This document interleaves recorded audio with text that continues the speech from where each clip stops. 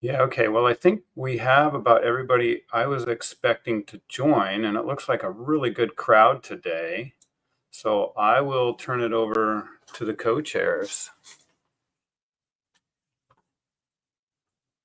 All right. Good morning, everyone. Yeah, we'll get started. Hopefully, the outstanding tech issues can get solved relatively soon. Um, I believe we start off with some introductions, and then we can go open the session. Do I have that order right, or am I going backwards? No, I think, yeah, open the session first and then Okay. discuss the agenda. All right. Okay, so welcome everyone to MSAB 20. This is our second official MSAB of the year.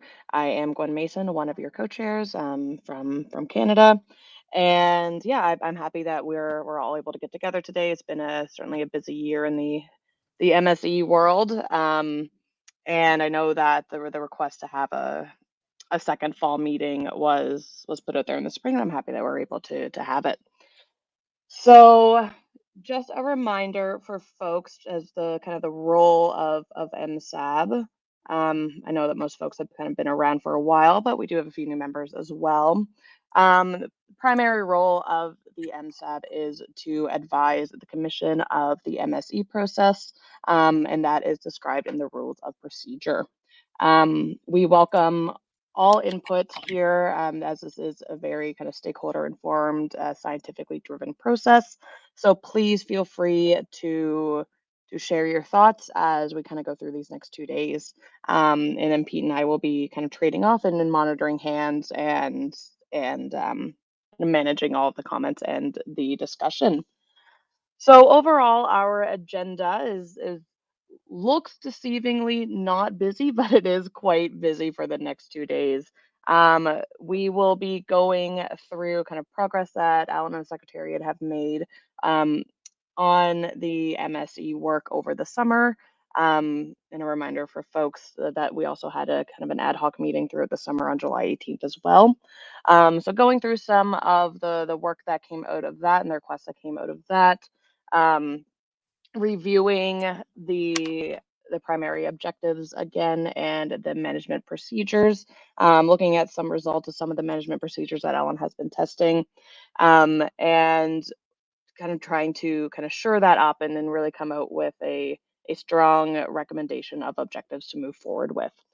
We will also be spending some time going over the interim harvest strategy policy, um, seeing kind of how that has been built up over the last several months. And hopefully we can get it to a place where it can be considered for endorsement by the commission at the next annual meeting. We do have a couple of other odds and ends as well. We will be, of course, kind of in the beginning of the meeting during introductions or after introductions. We'll welcome the new members that we have online here, some of whom might be their first or second time at MSAB. Um, Alan also does have a presentation on depensation if we have time to get to it. However, it is able to be shifted if we have some other priority items to talk about. And we do also have, it's not in the agenda per se, but we can certainly go over it. An action item out of the last MSAB meeting, MSAB 19 in May, was to put together some educational materials regarding the poster that was seen at the last annual meeting in Alaska with fishing versus the environment. So I know that Alan has a draft kind of brochure of that, and we can kind of review that and take a look at that and offer some input if we have some time as well. Um, have I covered everything? Have I missed anything major, guys? No, I think you did a pretty good job. I guess next what we can do is we could actually go through the list and have people introduce themselves and perhaps adopt the agenda after that. So my name is Pete Holson. I'm the other co-chair from the United States side. I work for NOAA Fisheries up in Juneau, Alaska. Alan, maybe I'll hand it off to you. And would you mind kind of walking us through the list and calling on people to introduce themselves? Sure, no problem. Right. I think almost everybody knows me. I'm Alan Hicks at the Secretariat, IPHC Secretariat. Been here since 2016 working on MSE stuff. And I think some of you have been here even longer in the MSAB process. I think my first MSAB meeting was maybe like MSAB020 or something like that. So been here a while, but I think some of you have been here even longer. I'm just going to walk down the list real quick. If you can just state your name and, any short information that is of interest, that would be great. And it's a great way to test our microphones, as we really do encourage participation at these MSAB meetings. So Angel Drobnica, how about we start with you and we'll just start going down the list. I'll call off people. Good morning, everyone. I'm sorry, my last name isn't fully spelled out. I'm not sure how that happened, but Angel Drobnica. I'm an MSAB member on the U.S. side, live in Juneau, Alaska, and I work for one of the community development quota organizations in Alaska. So happy to be here. Good morning. Thank you, Angel. How about Angus?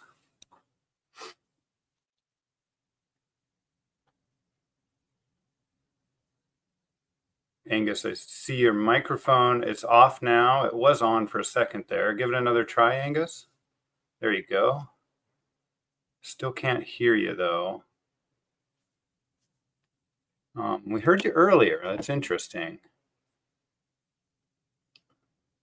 Let's see. Any thoughts? Not sure what's going on, Angus. Let's come back to you, and we'll go to Anne Marie. Good morning, Anne Marie Huang, Canadian Science Advisor. Hi, Anne Marie. Let's jump over to Chris Sporer. Good morning, everyone. I'm Chris Sporer. I'm with Pacific Halibut Management Association, Canadian commercial fishing sector. Hi, Chris. And let's welcome Emily Fitting, who's a new member. Can you hear me? Yes. Hi, I'm Emily Fitting. I work with Northwest Indian Fisheries Commission out of Forks, Washington. And this is my first MSAB meeting as a member. Welcome, Emily. And then how about Jim Lane?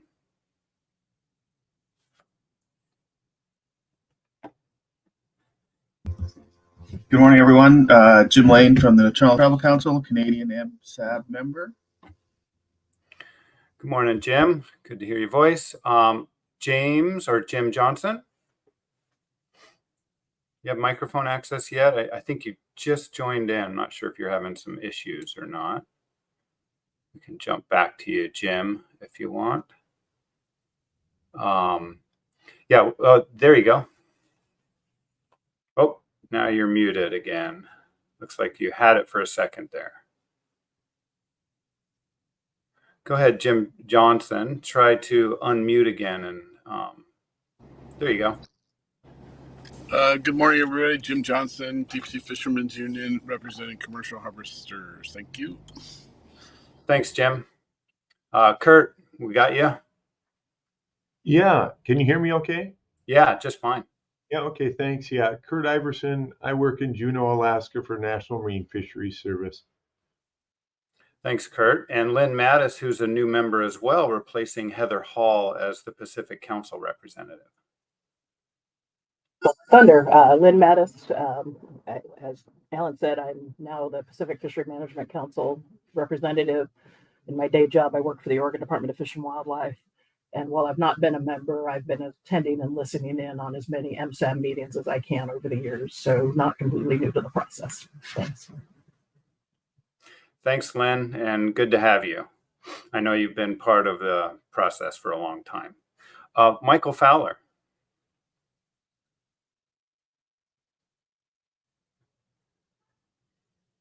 Michael, can you hear us?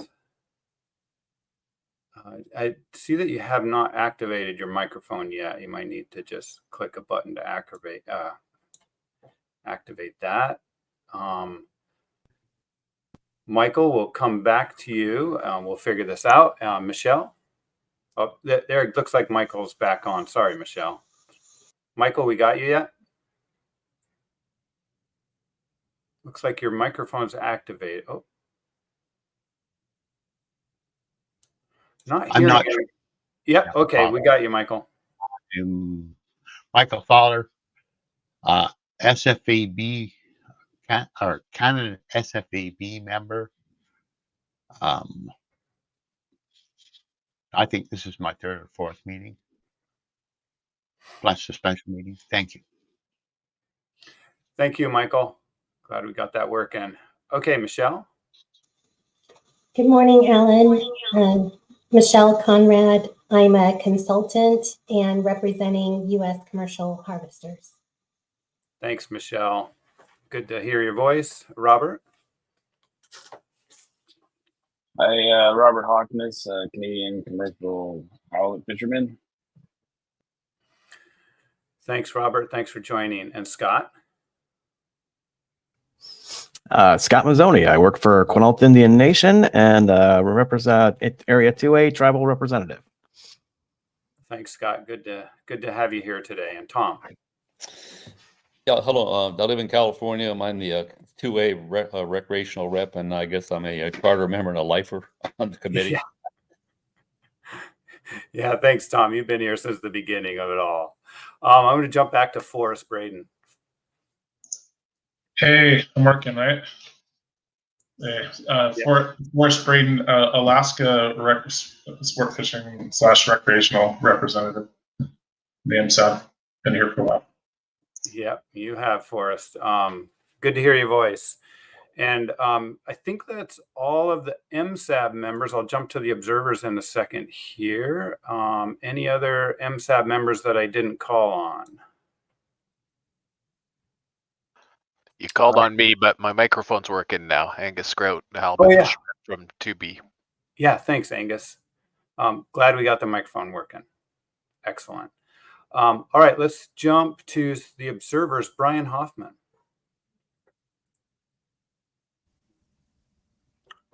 Good morning, Brian Hoffman from the whole tribe. Hi, Brian. Thanks for joining today. I've seen you on past MSAB meetings, I believe. And let's go to Evelyn. Hi, everyone. I'm Evelyn. I'm a PhD student at McGill University, and I'm studying the management of RFMOs.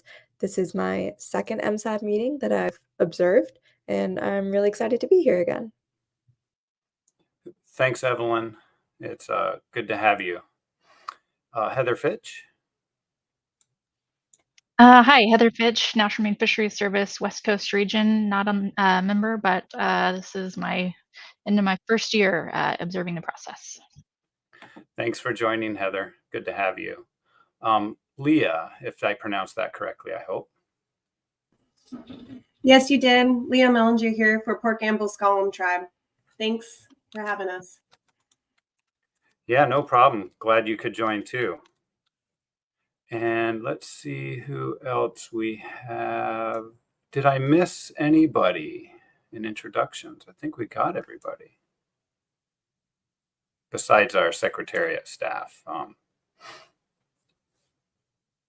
All right. Well, I think that's everybody. And wow, what a great group. I'm really excited about this meeting today. It's going to be a lot of information and hopefully a lot of discussion today. And we'll work through some of our main points today.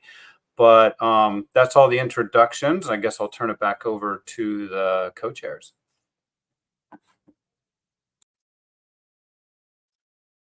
Great. So Gwen, you walked us through the agenda. I think what's left is just to adopt the agenda and start forging ahead. Yeah, that sounds like a plan to me. Yeah, if I may cut in real quick, as Gwen mentioned, there's a new info document, number 2, that was just posted yesterday, and my apologies on that. It's basically a draft of the brochure that was requested from MSAB020 about fishing versus the environment. And I was thinking sometime tomorrow, if we have a few minutes, maybe we can just have a discussion on that. That would be in addition to the agenda. And that would give everybody, if they have so much time tonight after this meeting, because nobody's going to be tired after this one, you can maybe have a peek at that if you want. It's pretty short and meant to be easily digestible. So any feedback would be great to have on that. And you're welcome to give me feedback over email in the coming month as well.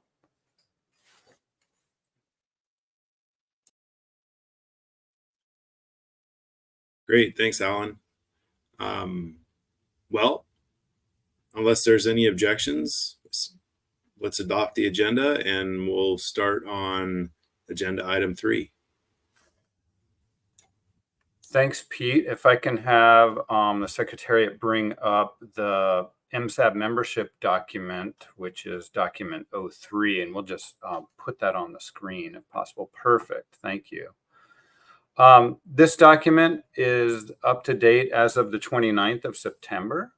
And basically, I think the most useful part of this document is the table and the appendix showing the different members according to their membership categories.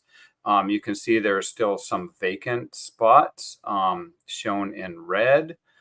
We've filled up a lot of the membership in this since the start of this year, and we've noted a couple of the new members that have joined us today, including Emily Fitting for the USA Treaty Tribes and Lynn Mattis, who's replacing Heather Hall as Pacific Council representative.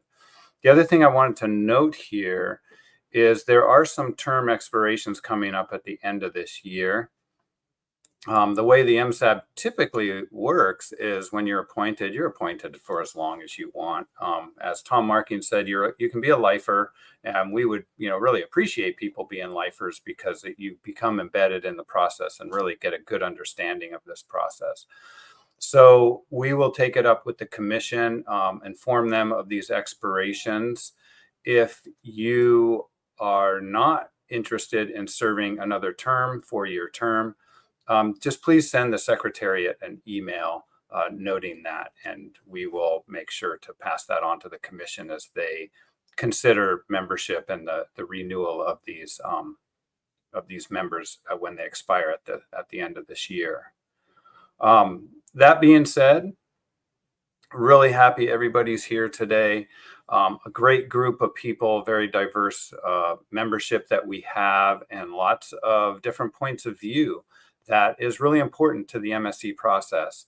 So we will have a lot of discussion today about different objectives and evaluations and what's important to different people. And we really hope that you bring in your point of view. Nobody can say anything wrong in this meeting. And where we try to get is we try to find common ground and a consensus on decisions that come out of the MSAB. And as Gwen noted this morning, the primary role of the MSAB is to advise the commission on the MSE process. And so the Secretariat will identify areas where the MSAB can really have an impact on the management of Pacific halibut. So with that, any questions on membership?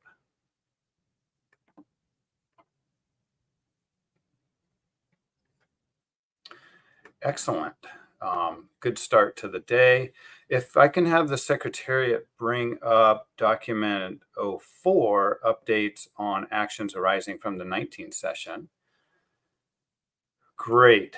So moving on to the next agenda item, 3.2. This is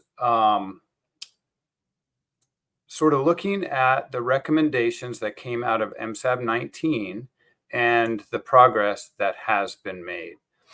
A couple of things, we'll just walk through these recommendations. There were a few recommendations. One was to hold this ad hoc meeting, which took place on the 18th of July, to talk about objectives and identifying a management procedure that addresses the current circumstances. We'll have a lot of discussion about that today. But for anybody that wants a reminder of this ad hoc meeting or to have a review of what came out of that meeting, there's an info document 01 that has some notes from that meeting. The way that this works is that was an ad hoc meeting of the MSAB. It's not an official report of the IPHC. And what we will do is take that as information into this MSAB020. And then any recommendations coming out of MSAB020 will just supersede anything that came out of the ad hoc working group. So if there's something you specifically want to be brought into the commission's interest or into their viewpoint, we can bring that into the MSAB020 from the ad hoc working group. Alan, just before Yeah. you move on, sorry, I saw Forrest had a question in the chat and I Oh, yeah. don't recall the answer, so I will ask you. Do you recall if the ad hoc meeting was recorded? I don't think it actually was. I can't remember. It was not done through Adobe, and I actually ran it. I'll have to look into that and see if we did record it. I can't remember if it was. Yeah, I can't remember either. But Forrest, we'll get back to you. Okay. All right, thanks, Alan. Yeah. Okay. Yeah, thanks, Forrest, for the question.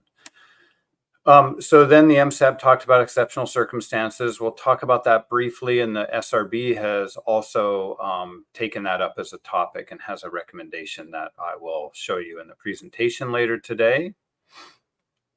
And then these MSAB request 3 at the bottom are different actions to take if an exceptional circumstance is declared. And that is all part of the harvest strategy policy document outlined in that document. So we'll talk about that tomorrow.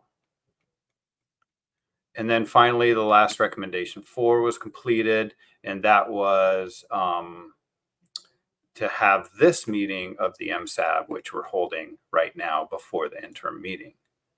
So a lot to get through today, but I'll talk about the requests real quick. A couple in progress. One request was this outreach materials that I mentioned, the brochure, which is info document 2. And we can take that up tomorrow if people want to have a quick look tonight and give any feedback on that. That would be really helpful for us. The evaluation of some management procedures, which we'll discuss today. And then the last request is to work with the SRB on developing an empirical rule, options. And we did a little bit of that, but given time, a lack of time, a lot of things to do this year, as you'll see in the presentations, we've really only investigated the first 2, but we've started thinking about other empirical rules that we could investigate. So we can discuss that as we get to those points. And as a reminder, if there's any requests or recommendations that the MSAB would like to carry through this meeting, make sure they get into the report. And we have a report drafting session at the end of the meeting today for those who would like to join. I think that's it. Oh, there were more requests. Wow, I forgot how many requests there were.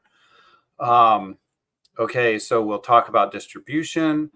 And we'll talk about different performance metrics on different periods of time. That's all in the presentations today. We'll talk about incorporating fishery-dependent data into the exceptional circumstances, and the SRB has a recommendation on that. And then the last one here was the ad hoc working group, which we held on the 18th of July and is summarized in info document 01. Okay, so that's the update on all the actions arising from MSAB 19. If there's any questions on that, concerns, or if anybody has any comments on what they would like to make sure gets carried forward through this meeting, please let me know. I can pause for a moment here. Just going to scroll back up to the recommendations, as those are pretty important. And as a reminder, a recommendation is something really formal that goes, directly to the commission, and the commission is made aware of those recommendations. Requests are more informal, and requests are somewhat more directed at the secretariat for tasks to do. So something to remember as we're drafting the report. All right, if there's no questions on that, we can move on to the updates from the 100th session of the IPHC annual meeting. And that's document 06, if I'm right. Yes. And feel free to just raise your hand or unmute and speak up if you have a question or want to interject in any way. This is a meeting where we really encourage engagement. So this document is actually outcomes of the 100th annual meeting, as well as some 2024 intersessional decisions. So I wanted to make the MSAB aware of that, because I believe this intersessional, the session occurred on the 11th of June, which was after MSAB 19. And so I'll walk through those outcomes a little bit here. And so what came out of the 100th annual meeting in terms of management strategy evaluation was just that the commission agreed to undertake an intersessional discussion and provide some recommendations and direction to the IPHC Secretariat. That occurred on the 11th of June, and these are the different decision points that the commission made, which is summarized in a circular that was distributed shortly after the 11th of June. There were, let's see, 4 or 5. There were 5 different intersessional decision points, numbered 3 through 7. And these were basically the direction that we took over the summer and brought us to the point we're at now. And that's that the MSAB and SRB to explore potential new coast-wide objective that uses spawning biomass. We'll discuss that. To have this ad hoc working group in July or August, and to also hold the MSAB020, which we're holding now. So it seems like we'll be satisfying those directions after discussions today. The commission recommended the evaluation of a few management procedures or elements of those management procedures that we will discuss today. To work with the SRB on defining exceptional circumstances and incorporate those into the harvest strategy policy, which we'll discuss tomorrow. And for the Secretariat to draft a revised harvest strategy policy to be reviewed at the work meeting. That was reviewed at the work meeting, and we will, I'll be presenting the direction from the work meeting that the commission gave us on the harvest strategy policy tomorrow morning. And then the last one is to investigate some of these different FIST design scenarios, which we'll discuss later today. And that it's an additional activity of the MSE work. It isn't real necessary for the harvest strategy policy, although it does have some impact on that in certain sections. But it's something that is ongoing work, although we did make a lot of progress this year, and we'll show you the outcomes of that work later today. Chris, I see you have your hand up. Yeah, thanks, Dr. Hicks. Just a comment. You mentioned that you'd received some direction from commissioners and might not have heard it. I might not have heard it correctly on the harvest strategy policy. I'm just wondering. I know you're planning on sharing with us tomorrow. I wonder if we could just take some time, maybe later today, if you could just share that with us, if it's not too much detail, just so we have a chance to think about it overnight, so it's fresh in our minds. Thanks. Yeah, sure, Chris. It's pretty simple. And the direction, yeah. So, yeah, make sure I do that before the end of the day. But to give it a really quick, less than a minute summary, is the commission had a few edits they wanted us to incorporate, which we have. They wanted the SRB to provide a look at it and see if they had any edits that they wanted to provide. They wanted the MSAB to be made available to the MSAB, which we'll discuss tomorrow, and that's document 7. And then the commission is going to review that draft at the interim meeting, and then we'll consider it for endorsement at the annual meeting, the 101st annual meeting in January coming up. But I'll later today, I'll make sure that we can put that up on the screen so you can see exactly what their direction was. Any other questions on any of these agenda items in the IPHC process, being membership, outcomes of the 19th MSAB session, or outcomes of the 100th annual meeting, and the intersessional decisions of the commission?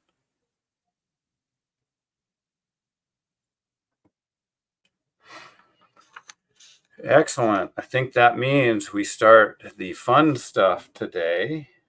And I'm just checking my notes and making sure, yeah, that would be the presentation for today related to document 06. So just to check in with the co-chairs, we're a little bit ahead of schedule, which I think is fine because we have a lot to discuss today. And I just want to make sure with the co-chairs that it's okay. We start this presentation and take a break around 10 o'clock or so. Sounds great. Yeah, I don't have a problem with that. Okay, I'll find a good breaking point. And I mean, maybe a good point in the presentation that's good to break, or when we're discussing objectives, we might come to a breaking point. We'll see what happens. All right, I feel like I'm already losing my voice, which is not good, so bear with me here. Okay, so today, this is going to be the presentation for today, and this is the presentation for 06. It's a number of slides. It may not seem like a whole lot, but there's a lot to discuss in here. And I'm going to be stopping at certain points, typically at the end of each of these sections that are shown in the outline to have any further discussion. So the outline for today, I want to introduce the harvest strategy policy to you, a real high-level view of it, and noting that tomorrow we'll discuss this in more detail. But I want to give everybody a little bit of background and make sure that they're aware of this document, this draft document. Then we'll get into goals and objectives, which is sometimes a challenging subject. There's, a lot of different viewpoints, and it's very difficult to come up with objectives for anything in life, basically, at least for me. But I think we have some really good direction from the ad hoc meeting. We have some good outcomes, which I'll summarize there. And then we have a couple of tasks to consider in that and some discussion points, which I'll stop at. Then the fun stuff for me is evaluating the management procedures, and that's where I'll show you the results. We'll incorporate the FIST designs in the discussion of those management procedures and look at the effects of some reduced FIST designs on outcomes such as yield and variability in the yield. And then this last one is a depensation scenario that was a request of the SRB, and I wanted the MSAB to just be aware of the work as an example of how we can examine different scenarios.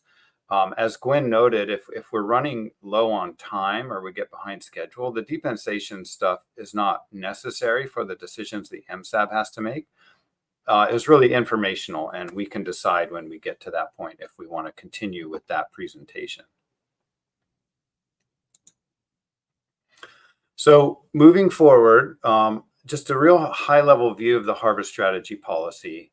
And this is really sort of a new look at how to structure the harvest strategy policy, what it is, coming out of a recommendation from the SRB in 2023 last year. And that was the 23rd meeting of the SRB. And that was to consider revising the harvest strategy policy where the coast-wide TCY is determined via formal management procedure, and then distribution is not part of that formal management procedure. And so separate that process. And so this has been updated in the new draft, which is the info document. But what is really a big part of this is sort of this illustration of the framework of the harvest strategy policy, which consists of a management procedure on the left, which operates at the coast-wide scale, and the decision-making process at the right, which mostly occurs during the annual meeting, but also occurs at other times throughout the year. So to walk you through this, if you remember, a management procedure is something that has data collection in it. It has estimation models such as the stock assessment in it. And it also has different harvest rules in it as well. And so I get my pointer here. And so those harvest rules down here are things like the SPR fishing intensity and control rules that reduce that fishing intensity. The 30-20 is part of our management procedure at this point in time. That all determines a coast-wide total mortality, which is then creates the coast-wide TCY. And that coast-wide TCY is then fed into the decision-making process, along with other management supporting information at the top is what we're calling it. And that management supporting information includes the decision table from the stock assessment. So you can see how that links back here to the stock assessment on the left, as well as mortality tables is another output. And there's a lot of other different management supporting information, including from the different subsidiary bodies, such as the conference board and the PAB, the SRB as well. And they all provide information to the commission, along with the outcomes of the assessment and the management procedure here. And that is where the regulatory area mortality limits finally come from, is that commission decision-making process. And so these regulatory area mortality limits, the TCY for each IPHC regulatory area, is the final outcome of this process. So this is the illustration, and where we're going to focus today is on the left part, and it's all this coast-wide scale and determining the coast-wide TCY from a management procedure. So this draft harvest strategy policy is organized into 4 different chapters, and tomorrow we'll walk through some sort of key elements of those 4 chapters. But it's basically an introduction describing the objectives and the key principles, describing how the harvest strategy policy was developed, and then describing how the harvest strategy policy is applied in practice. So there's still some work to do on this, as you'll see, and part of the discussions today is that work that needs to be done on it. We're still working on definition of overfishing, and we'll talk about that. Today, we're going to discuss goals and objectives. And there's basically 2 concepts there, the biomass threshold and what it means to optimize yield. And then we will discuss the evaluations of these different MP elements, such as assessment frequency and the SPR, the fishing intensity. And so we will have an opportunity to potentially change the default management procedure that's described in the harvest strategy policy. And that's where the work of the MSAB has a real impact. So I want to make you all aware of an outcome of the 24th session of the SRB. And that was that they recommended removing some of the exceptional circumstances that we came up with. And those were exceptional circumstances related to distribution. And their recommendation was to basically keep, you can see on the right here, 1 exceptional circumstance that relates to the coastwide all sizes FIS WPUE or NPUE, and just making sure that the coastwide observations are matching the coastwide simulations from the MSE. So that's been reflected in the draft harvest strategy policy. And I think it's an improvement. It makes it really clear. And we were finding there were some difficulties in determining the area-specific exceptional circumstances, and the SRB guided us towards this result. But there's more work to do on the exceptional circumstances. And this is coming out of some of the MSAB requests. And one of the requests was that the SRB and the Secretariat work together to consider different ways to incorporate fishery-dependent data into an exceptional circumstance. So we've discussed that with the SRB. And as a reminder, the exceptional circumstance is really a check that these outcomes in reality are matching what we're simulating with the MSE, because we're using these simulations to decide how to manage the Pacific halibut fishery. But if the management isn't occurring how we expected it to in the MSE simulations and all the uncertainty that goes into it, then there's a mismatch there. We just want to make sure that we're not having a mismatch. And if there is a mismatch, then we go through a process of updating the MSE process such that it hopefully does match better. So when thinking about incorporating fishery-dependent data into an exceptional circumstance, we want to make sure that changes in fishery-dependent data are within the scope of what the MSE is simulating. In other words, we want to make sure that those data that we're using in exceptional circumstances actually reflecting the population abundance or management measures, and not like if we use CPUE, for example, that could be affected by other factors outside of what we're including in the simulations, such as avoidance of different species, closed areas, and the dynamics of the fishery that we really cannot control and are outside of our realm of managing this population and what we can control. So we just want to be aware that we just can't throw anything into this, because there's other circumstances that might mean it's not really part of the simulation process. So let me see if I have, yeah, so the SRB from the 25th session did make a recommendation of adopting the realized coastwide catch as a fishery-dependent indicator for testing exceptional circumstances. And I think this is a great idea. And I've here at the Secretariat, we thought, well, we could actually maybe compare two things. We could compare the coastwide adopted TCY, that was the actual adopted TCY that comes out of the annual meeting, to the TCY that was predicted from the MSC simulations. And just to make sure that we're modeling the process, you know, that decision-making process appropriately. And then as the SRB recommended, we can compare the realized coastwide mortality to the coastwide mortality from the MSC simulations. And that's a really good test to make sure that the MSC simulations are actually matching what is being realized from the fishery and mortality. And what that includes is what we call implementation variability, or the fact that when we go out there fishing, we don't always take exactly the adopted TCY. Sometimes we're a little under, sometimes we're a little over. We just want to make sure that we're capturing that part of it reasonably well. So we're working on exactly the language of this to bring into the harvest strategy policy, but it seems like it would be pretty straightforward. I see, Kurt, you have a question.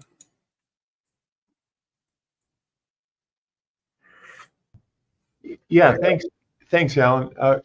Could you maybe amplify a little bit the rationale for the SRB's recommendation and how they went in this direction as opposed to other choices that they, or other things that they were considering?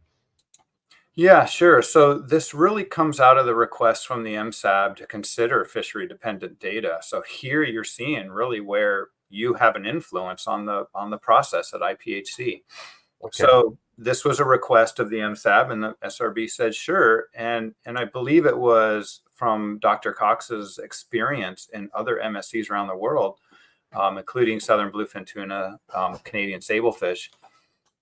He recognized that there were some MSCs that use realized catch as a exceptional circumstance. And after some discussion at the SRB, we realized this would be a really good thing, because what you'll see in the results later today, we're modeling decision-making variability. And decision-making variability is very difficult to model because it's a big uncertainty into the future.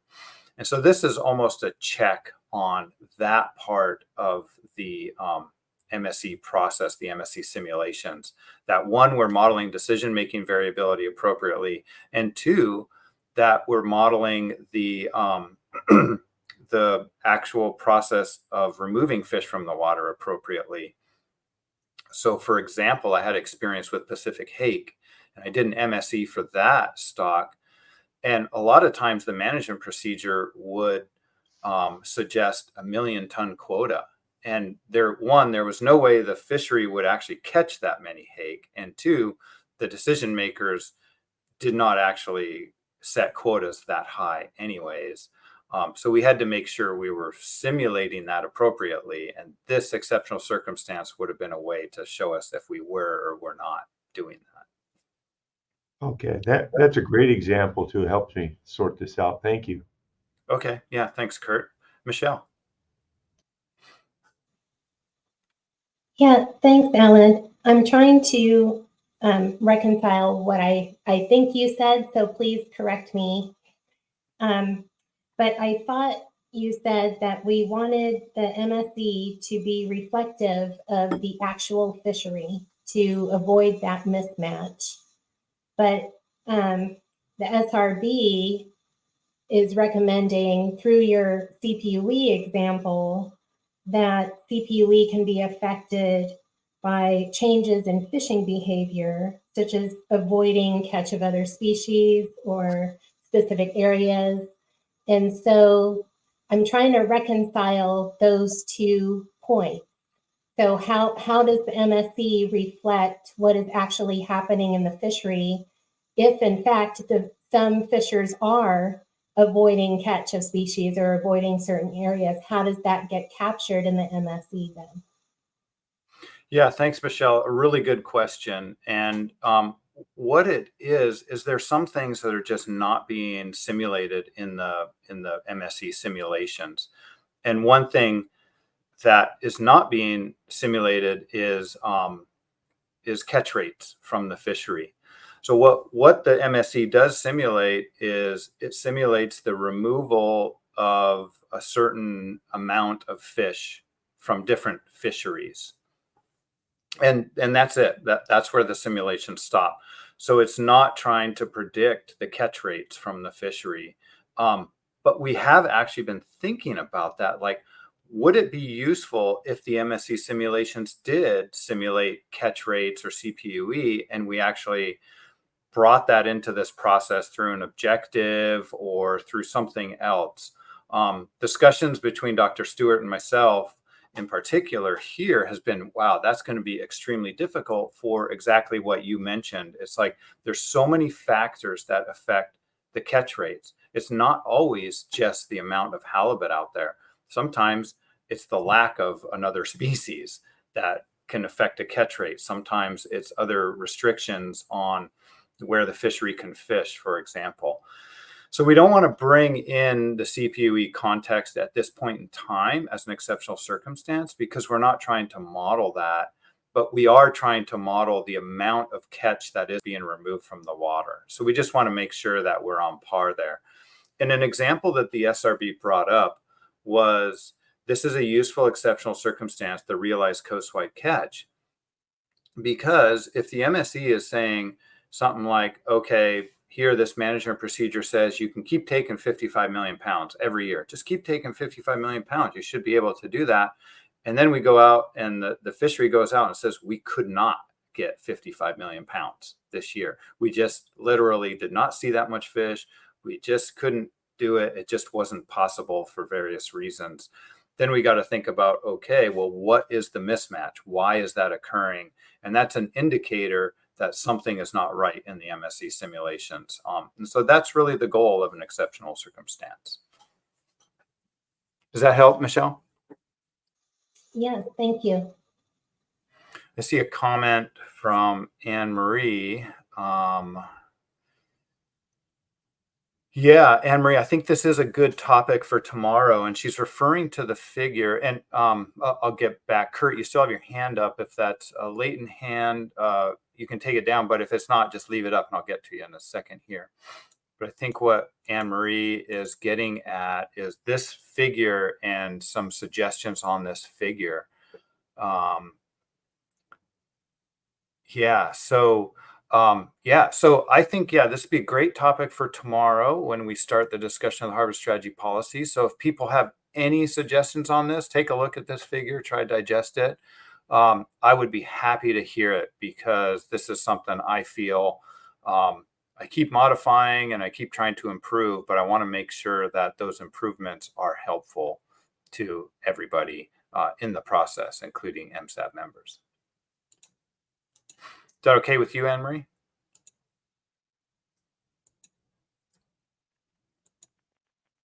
Yep, great. Thanks, Alan. Okay, perfect. Thanks for bringing that up.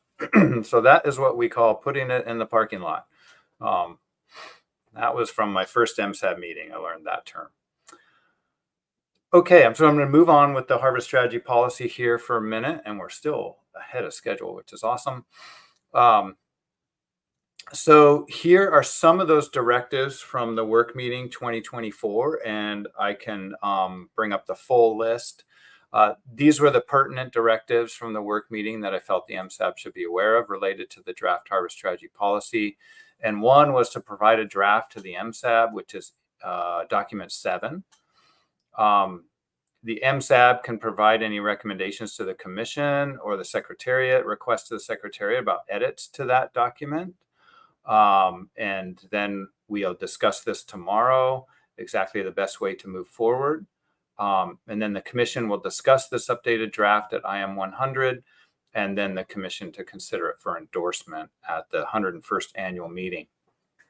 One thing I want to note is that the interim meeting document due date, the 30-day due date, was last week. So we have posted this current draft. If there's substantial edits to be made to that, we can always post a revised version or revision to the draft harvest strategy policy for the interim meeting. All right, I think that's the end of the sort of introduction to the harvest strategy policy. And you see that it's a pretty exciting time for the commission to be adopting a harvest strategy policy. It's we'll discuss this a little bit more tomorrow, but it's a common document for different fishery management organizations. We have fishery management plans, we have different acts, we have different things like that. And I think this is something that is going to be very helpful for IPHC to have, especially when it relates to certification agencies such as the Marine Stewardship Council. All right, if there's no questions on this, which we'll have plenty of time tomorrow to take this up, I'm going to move on to goals and objectives.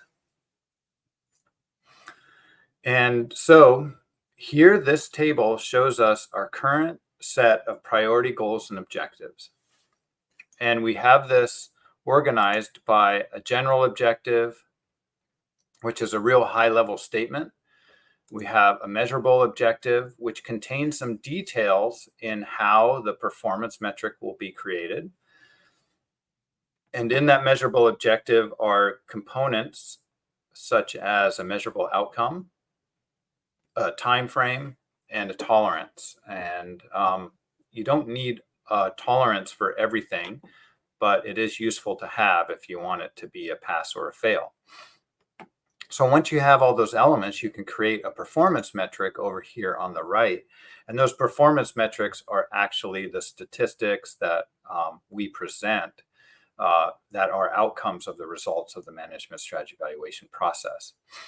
And so, for example, we have the general objective, and it's labeled 1.1, where the first number is because it's a conservation objective, whereas 2 refers to fishery objectives. So we have one conservation objective, and that's to just keep the spawning biomass above a limit level. We just want to keep halibut out there, basically, in other words. And we feel if we drop below a B20% or 20% of its unfished size, that would be bad.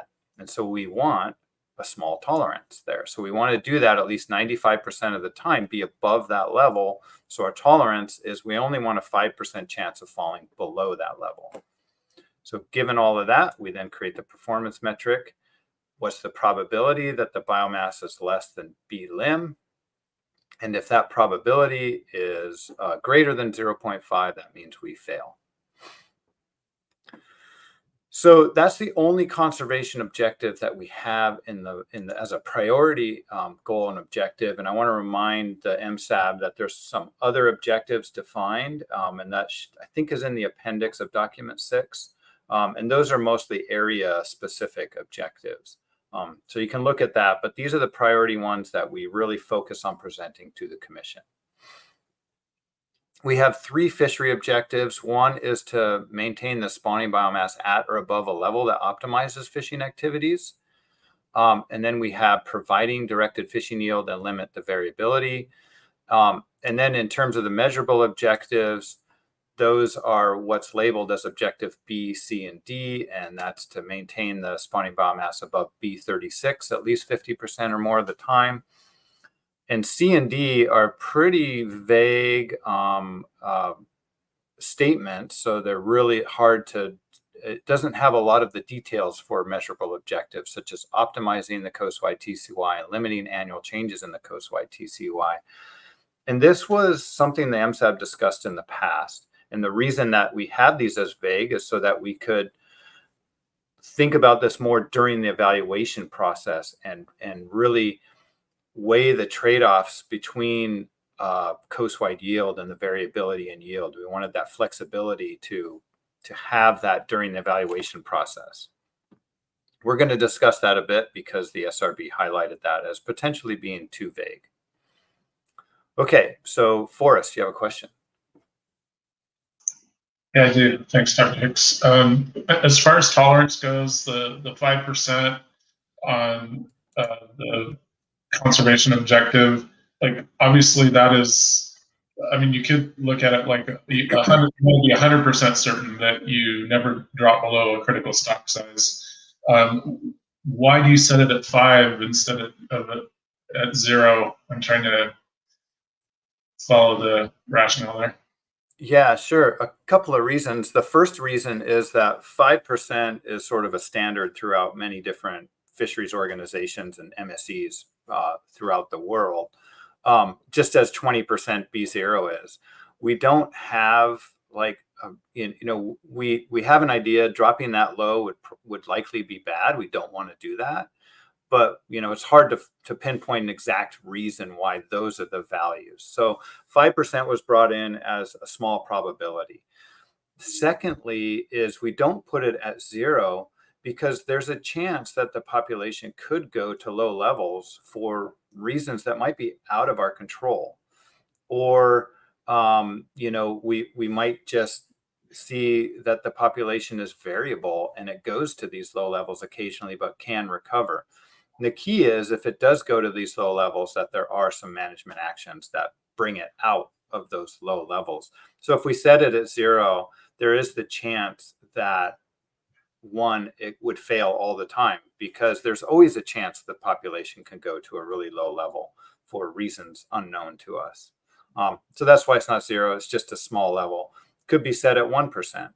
And what we'll see in the results is all of the results show a probability less than 1%. So there's a spoiler alert right there. Less than 1% probability that the spawning biomass is going to go below 20% of unfished level. Does that make sense? Yeah, thank you. Yeah. Chris. Thanks, Dr. Hicks. I'm just wondering, you mentioned earlier that there's some new people in the room, and I think given its flag for discussion, perhaps providing a bit of background on the general objective 2.1, how we ended up with the B36. My recollection was that it was that one meeting we were up at in Sitka, Alaska.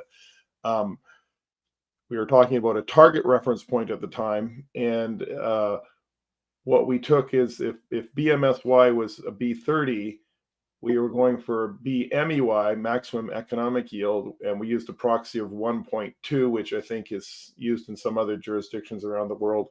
And so initially the B36 was a sort of a proxy for BMEY, and it was a target reference point, which is now sort of shifted more. It's now more of a threshold than rather a target, but it was trying to sort of an objective of where we want to be and not really objective of where we don't want to be, which is 1.1 is where we don't want to be. We want to make sure we're above the limit reference point, whereas this one was trying to get to where we want to be.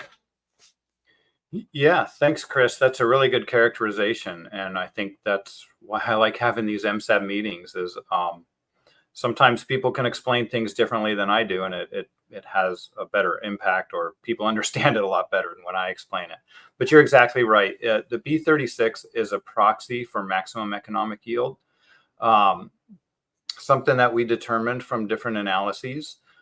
We did a lot of work then, and it's something that I do want to verify that those numbers still hold, but I'm sure that they do. But it's been a while since that Sitka meeting. I think that was MSAB020. And so you're right. We started as a target with this, but if we defined this as a target and we said we want to be at that level, it defines our fishing intensity, and we would be pretty much done with the process. We could use those two top objectives and have the output that we wanted. And we felt like there were some other factors we wanted to consider, like the average annual variability, and then just, looking at the actual coast-wide TCY. And so we gave ourselves a little bit more flexibility by calling this a threshold and saying, it would be nice to be at B36, but it's okay to be at population sizes greater than B36 as well, as long as we're meeting our other objectives. We'll discuss this a little bit more, because what we're going to do is we're going to discuss today, as I move on, these fishery objectives 2.1 and 2.2 in particular, but you'll see it'll drag in 2.3 into that discussion as well. So I'll give a little bit of background, more, probably not in that detail. So thanks for bringing that up, Chris. I really appreciate it. And hopefully that's helpful to others. Any other questions before I move on and we're going to start discussing the specifics? Yeah, Alan, this is Tom. If I could interject something. Yeah. I know back at that meeting Chris was talking about, there was a lot of concern about where the ramp was. And I know that there was a lot of discussion about if we set it at B36 for maximum yield, you're actually going to put yourself on the ramp faster than if you were at B30. And I think it was precautionary that we kind of decided to do that. And not all of us agreed on it, but I think that it had to do with the concern about being on the ramp. It was part of that discussion. Yeah, you're right, Tom. And that's a really good point, is the ramp being the control rule that reduces the fishing intensity. And what happens when you go on to the ramp, it causes more interannual variability in the TCY. So the TCY can change more between years, because now you're sliding the fishing intensity up and down. And so the B30 and the B36 comes out of analysis with or without the ramp. That is just the biomass that would support maximum sustainable yield or maximum economic yield. And then when you develop the ramp to go into that, which we've maintained our 30-20 ramp, it is often good practice, if you have a target biomass, that you don't have the ramp too close to that target biomass, because you expect to fluctuate around the target biomass. You expect to go below the target biomass and expect to go above it, because nothing's stable in any of these fisheries that we analyze. And so if you have a ramp starting at B36, then you expect to go and you expect to be on the ramp more often. And I think and that's totally fine to be on the ramp. It's not bad to be on the ramp, except the MSAB realized that being on the ramp can increase that average annual variability. And so it's actually, I think, good practice to set a target above those control points, which Canadians call them, on your control rule. And so I think the B36 fits really well within that sort of good practices. You want to be near that B36, but you're not going to be triggering the ramp a whole lot if you're near that B36. So that was a really good point, Tom. Thanks.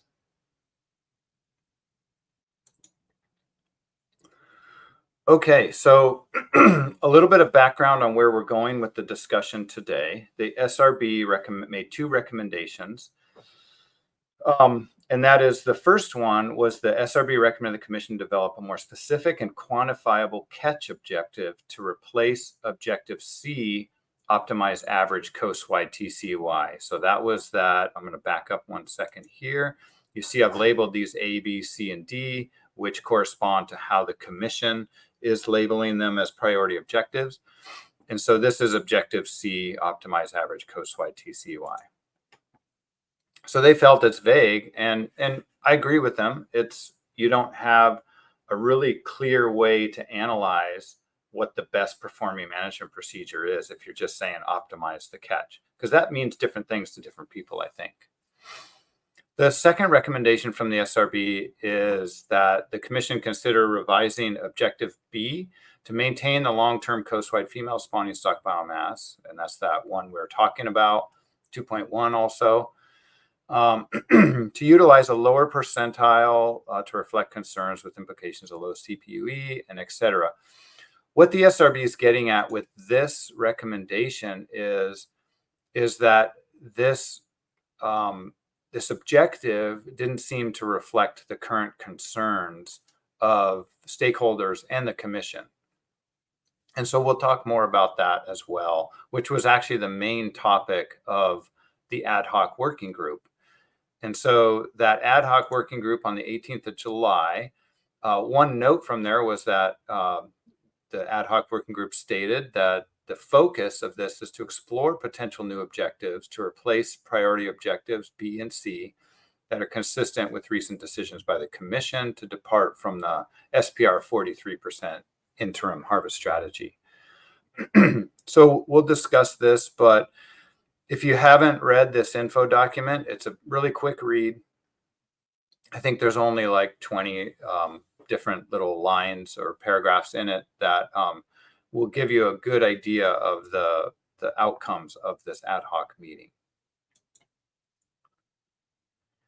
Okay, so let's start and break this down into the two components. We're going to start with objective C, which is optimize average coastwide TCUI, and have a little discussion about that perhaps. So this will hopefully be a good warm-up for the next one. So first, a little bit of background. Optimize is vague and cannot be evaluated. And I note that I'll switch between spelling it with a Z or a Z and spelling it with an S. And that's totally fine. We're an international organization here. But as I mentioned, this objective was originally chosen to provide flexibility during the evaluation so that we could just take a look at the results. What is the TCUI and what is the variability? So the SRB recommended developing a quantifiable objective. And out of this ad hoc meeting of the MSAB, the MSAB had the insight, the good insight, that optimized yield may actually be a really blanket statement for all sorts of different things about the yield. And that may include reducing the interannual variability in the yield. So it may have many different factors in what optimized yield is. The MSAB has discussed in the past that when the biomass is high, they don't want to, they still want to realize high yields or high TCUIs. They don't want to forego those high TCUIs, but they also want low interannual variability. So optimizing yield is really a broader statement about a lot of concepts regarding yield. So something we've been thinking about at the Secretariat and a potential way to meet this SRB request and make the the evaluation maybe a little bit more straightforward is to actually redefine the general objective. And so if you remember, I've taken the last two rows out of the table I showed you earlier and just call both C and D, both related to the yield and the variability in yield, just call that a general objective of optimizing the directed fishing yield. And then within that general objective, you have two measurable objectives. And we haven't come up with specific wording, and that's where we want to discuss with the MSAB, is what those specific measurable objectives are. Before we get into those specifics, the nice thing about this is that this could potentially really emphasize the fact that we want to analyze these or evaluate these two measurable objectives and look at them and what the trade-offs are between them. One concern that the Secretariat has is that right now these are prioritized as A, B, C, and D. And so if you're trying to maximize the TCUI, that often means you're also resulting in a high interannual variability in the TCUI. So this may just allow us to evaluate the trade-offs a little bit easier. But what is the quantifiable aspect of these measurable objectives? And so potentially we could phrase these as maximizing the yield subject to some constraint, such as minimizing the AAV or keeping the AAV below some threshold.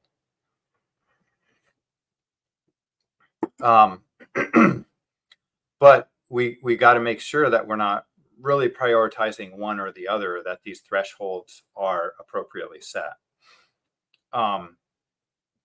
Another way to specify this option or objective C is to maintain the TCY above a specific value. Say you want the TCY to be above 35 million pounds coast-wide, with some tolerance of, it's 75 or 25%. It doesn't fall below that level more than 25% of the time.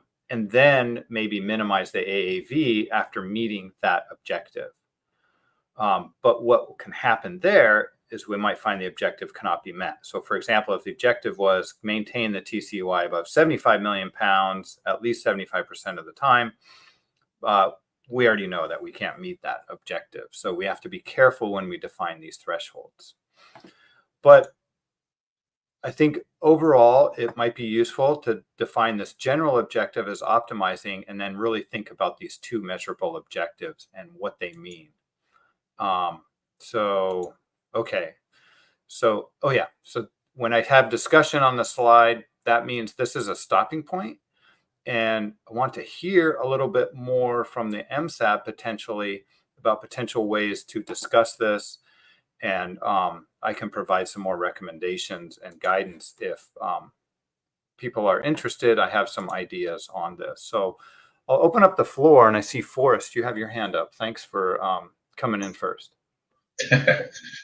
Thank you.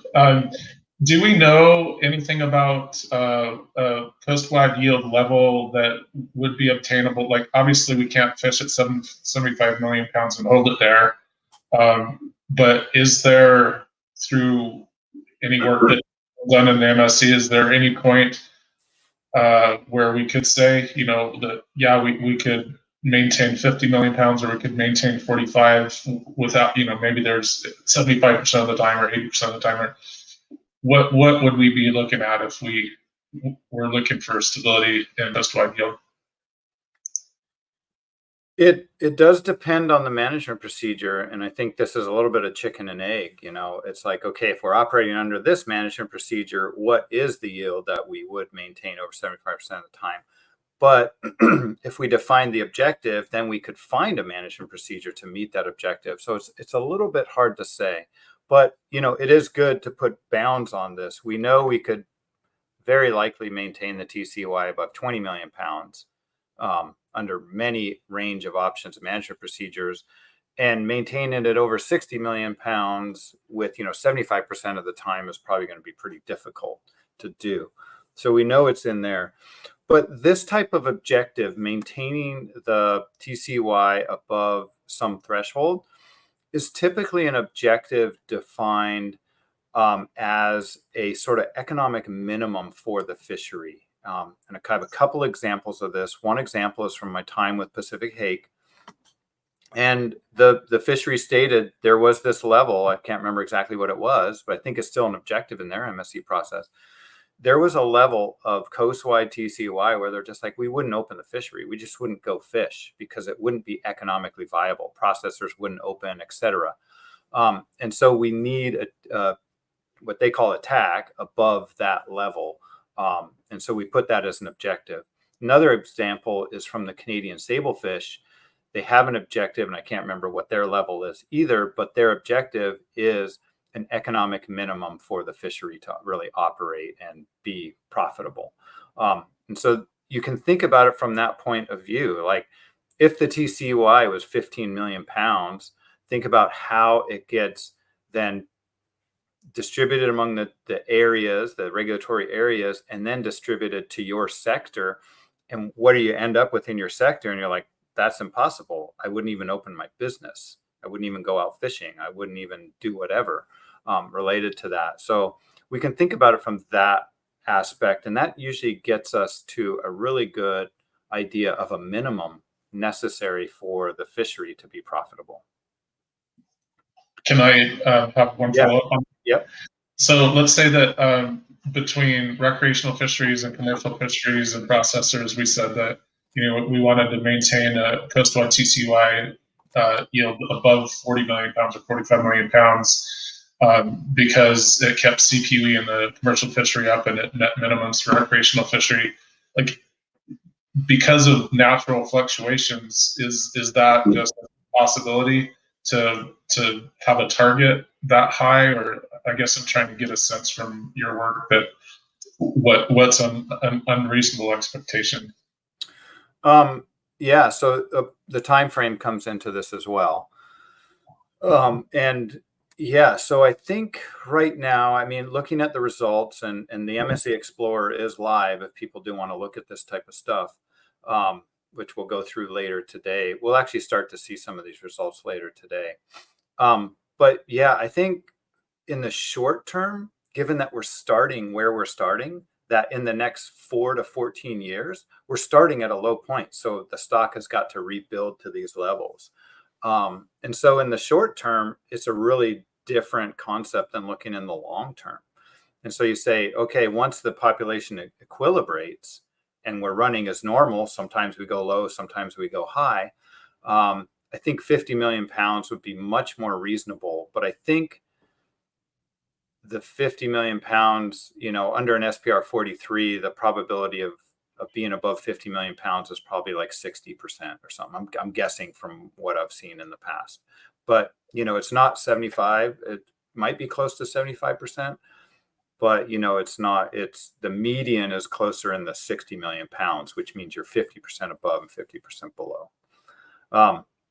But given that we're starting at a pretty low TCYs and low population biomass, the short term probably has a pretty small probability that the TCYs are going to be above 50, 60 million pounds in the next 4 to 14 years.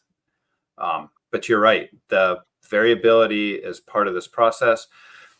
This is also the iterative process of the MSE as we learn things. And so when I first came in my first meeting, one of the objectives was to maintain the TCY above 70 million pounds, I think it was. I did a bunch of work and I came back to the next meeting and I said, I have some really bad news. We can't really meet that objective. And so we learned from that process. And so that's part of this as well. Thank you. Yep. Jim, I see you're next in line, I think. Yeah. Thanks. You know, depending how you look at this, C and B are the same thing, only just worded differently. B's kind of where you want to, Chris said, where you want to be. And here is this is another one. Where do you want to be? You want to be at a certain level. And so I'm just sort of thinking that C may put an actual number to it, but I still see them being very similar. And maybe I know this is more of a short-term type of objective, as B is more the long-term. But really, do we need a C? If we agree and land on what B should be, where we want to be with B, and that's just a question, not an observation, more or less, I guess. It's a really good point, Jim, because previously, or I'd say about 2 or 3 years ago, MSAB defined some priority objectives, and they, in their sort of prioritization, quasi-prioritization, I would say, the MSAB had prioritized D above C, meaning minimizing the annual changes in the coastwide TC was slightly more important than maximizing the TCY. But you still wanted, during the evaluation, to evaluate the trade-offs. And I think that's where this is difficult, is these two objectives, it's very common for them to have a trade-off between them. The higher the TCY is, the more variability in the annual TCY, changes in the TCY you'll see. And that's a very common trade-off. So in different types of analyses I've seen, they've done all sorts of different ways to look at it and find the optimal ways. But, you know, I think here it's useful to have C in to identify that there's a trade-off between these two objectives.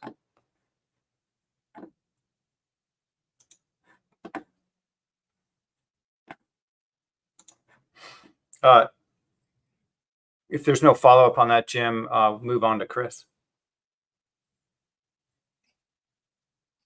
Yeah, thanks, Dr. Hicks. I'm kind of intrigued by the discussion here on the points Forrest made, and then the points you brought up about sort of avoiding sort of an unviable catch level. And I guess that I don't know if we can say we want to achieve this catch level, but I think we might want to this point you made up that in some they have we don't want the catch level to drop below a certain level.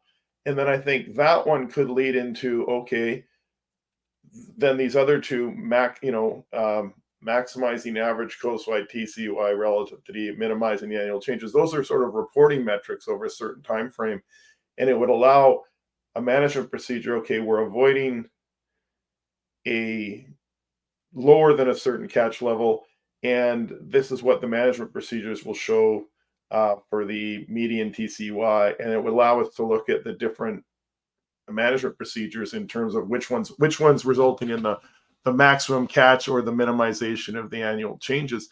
Is there any, you mentioned in the MS, I guess what I'm getting to is in the MSE tool, the online tool, I was having some trouble with it the other day. It wasn't cooperating, or it might have been operator error on my part, probably the latter. Is there a way to kind of look at that type of thing or explore this a little bit more? Yeah, I think there is in that. And when we start exploring the results, I'm happy to bring it up and share my screen, and we can walk through some things in the Explorer. But I think what I hear you saying is introducing actually another objective of sort of catch level, a sort of threshold catch level that we don't want to go below very often. It's, instead of a target or something we want to achieve, more like something we want to avoid. Is that right? Well, I think I'd go a step further. I think we have things we want to avoid with the limit reference point. One thing, not to take it too far of a tangent, what I don't think we have is, well, forget it. I'm not going to go there. I think we still want to have some kind, I believe we do want to have a target biomass. I think that's still important. But I think we also want, because we're trying to achieve that, and that is over the long term. But I think coming back to, I think sort of what Forrest was getting to, or the comments you made, or that whole discussion is that in the shorter term or the medium term, as stakeholders, is there an area of catch we want to avoid or to try to stay above, recognizing that these objectives are always hierarchical, that you have to meet the conservation ones, and if you don't meet those, then the other ones don't matter, right? So I still think we need the avoid the limit reference point.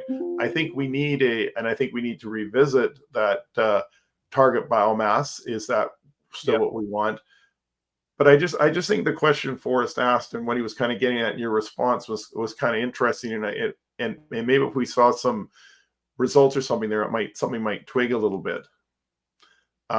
Because then I think you could say on top of those things, then we still want to maximize the average coastwide TCUI.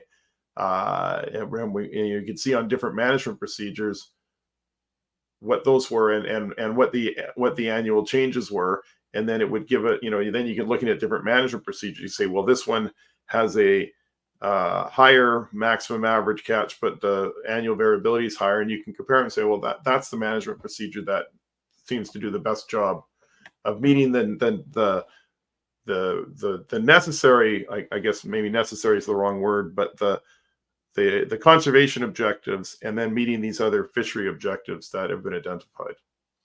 Yeah, so we would definitely keep in A and B, and we'll talk about B in a moment here. But so those would be maintained in here, and then we would potentially redefine these in a more quantifiable way. And what you were saying, what I heard you say there was, we would maximize the TCUI while looking at the interannual variability as well. And I think where we want to get to eventually is, what is a quantifiable measurable objective in what you just said and how you would do that evaluation of maximizing the TCY, minimizing the annual changes in the coastwide TCY, subject to meeting all those objectives above it, when that's being a conservation and then a biomass target or something like that threshold. But couldn't you just, on these measure for the measurable objective, the performance metric is simply instead of putting some kind of limit or that has to be met, just saying you're reporting the performance metric of a medium TCY and a medium average annual variability. And then just looking at the results, you can say, okay, well, this management procedure meets all the conservation objectives. This management procedure meets all the conservation objectives. But the second management procedure, for example, produces a higher maximum average coastwide TCY and a lower annual average in the annual average variability. And we could get to the same thing there. I don't know if we have to put a threshold on those or I think we can just report those, at least in my thinking right now, as the performance metrics like they are. Yeah, and so I think I definitely understand where you're at there, Chris, and I agree with you. But I think what the SRB is looking for is a little bit more description in how that process would occur.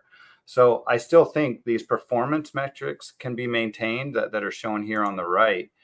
But I think that the SRB is, and if we actually just wrote in what you said, I think that might satisfy them. It's like, okay, across the management procedures, we're going to maximize the TCY, but minimize the AAV. I think that would be a great start to this. And then we can start, we can see what the SRB thinks of that and if they have any more insight on it. But I agree totally with you. And to give you a little bit of a spoiler alert again, when I was thinking about this yesterday and what might be some good language for the report, one thing I wrote was maximize the coastwide TCY subject to minimizing the annual changes in the coastwide TCY. So that would be C. And then D would be minimize the annual changes in the coastwide TCY subject to maximizing the coastwide TCY. So it's almost, they're just exact opposites of each other, which highlights the trade-offs that you do want to evaluate in the process. And I think that would be a useful step forward. So I think you're saying a similar thing, if I'm right.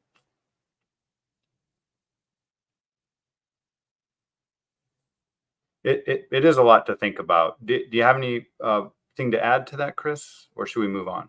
No, I think we move on. Like I said, I think that what would be interesting is to be able to see some results and along some of the lines of some of the questions Forrest was asking, I do think are interesting, or like you talked about the avoiding some unviable catch level. But no, I think we're mentioning the same thing there, like you said at the end. Okay, and just to follow up with you real quick, Chris, do you think it's worthwhile to pursue an objective related to what catch the stakeholders might want to avoid in the short or medium term? I think it'd be an interesting discussion and a worthwhile discussion. I just don't know in terms of the agenda for this meeting, the time, and that type of thing. And I don't know if people have thought about it. Maybe Forrest hasn't. He's clearly got some ideas. If people are prepared to talk about that, and if the group wants to talk about that, and if the group's, we've been working hard on these objectives. I don't know if we want to be making huge changes to them, or everyone's got to be comfortable with it. That's all.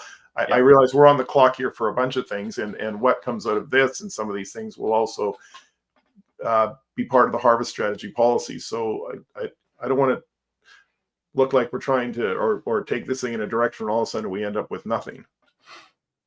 Yeah, no, and I agree. I don't think that we need to find all the answers today. The reason that I asked is, we can always put a note or something into the report that reminds the MSAB that is something of interest, and we can always bring that up at later meetings. I think if others support it, I think it's a worthwhile discussion. Okay. But I don't want to hijack the agenda, and obviously others might have different opinions. No, for sure. Appreciate that, Chris. You've been through this process before. Tom, how about you? Yeah, just for a historical comment here. It's been interesting to watch how the AAV has been treated through the years. That was a really strong objective at our first couple meetings. In fact, the commercial guys really wanted that because for their business plan, they wanted 55 million pounds as a goal, and then no more than 15% AAV. I remember Dr. Martell came back the second meeting with he didn't analyze that. He said, well, understand the last 42 years, you've exceeded that 15% 27 times. So how much yield are you willing to give up and forego to maintain that 15% AAV? And even at that, I think the commercial guys have been pretty strong on that point all through the years. So it's interesting. And the backdrop on me was we knew that the surveys had about a 25% variability in assessment every year in the 2A regions, but about 13% in the core regions. So already just survey, we were already close to that 15% just variability. And that's what was interesting to me. Now it's interesting how, so to me, AAV was always prioritized from day one over yield. And if we're going to change it, that's okay. But it was just interesting, the historical development of this now. Yeah, Tom, that's a really good insight. And I, reading back into the history of this before I was involved with IPHC, they had the CCC policy, which was like a constant catch policy. It was never put into place, but it was something that was brought forward. I don't know exactly where that came from, but it was brought forward by the Secretariat. And that would be like your ultimate solution to variability in the yield, but you forego yield. You have to bring the yield to a lower value. And so that's that trade-off that you're identifying.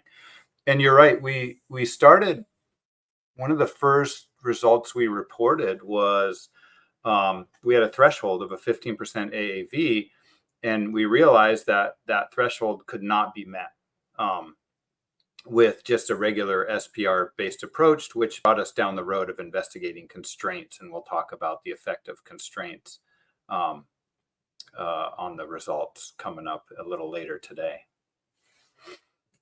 Yeah, thanks for that reminder, Tom. But I agree, interannual variability has been a very important aspect of all this. Forrest.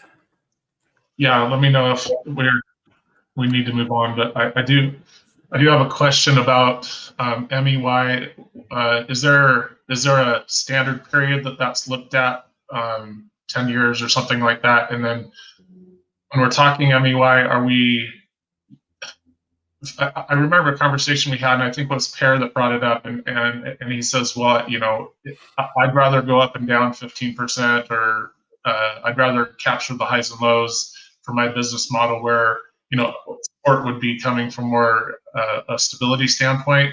But if we're talking MEY, is there a graph or something that shows like if we're fishing at 45 or 50 million pounds, I'm going to get lost here in my own question, but it is when we're maximizing economic yield, are we talking,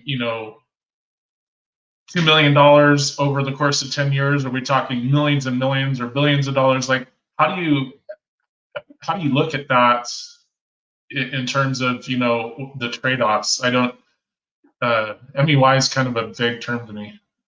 It is. And because I'm not an economist, when I use the term MEY, I use it very vaguely. So we have not done any specific economic analyses that actually involve dollars to calculate what MEY is. Dr. Hushnizak here at the commission has done a lot of great economics work on determining the economics of the Pacific halibut fishery.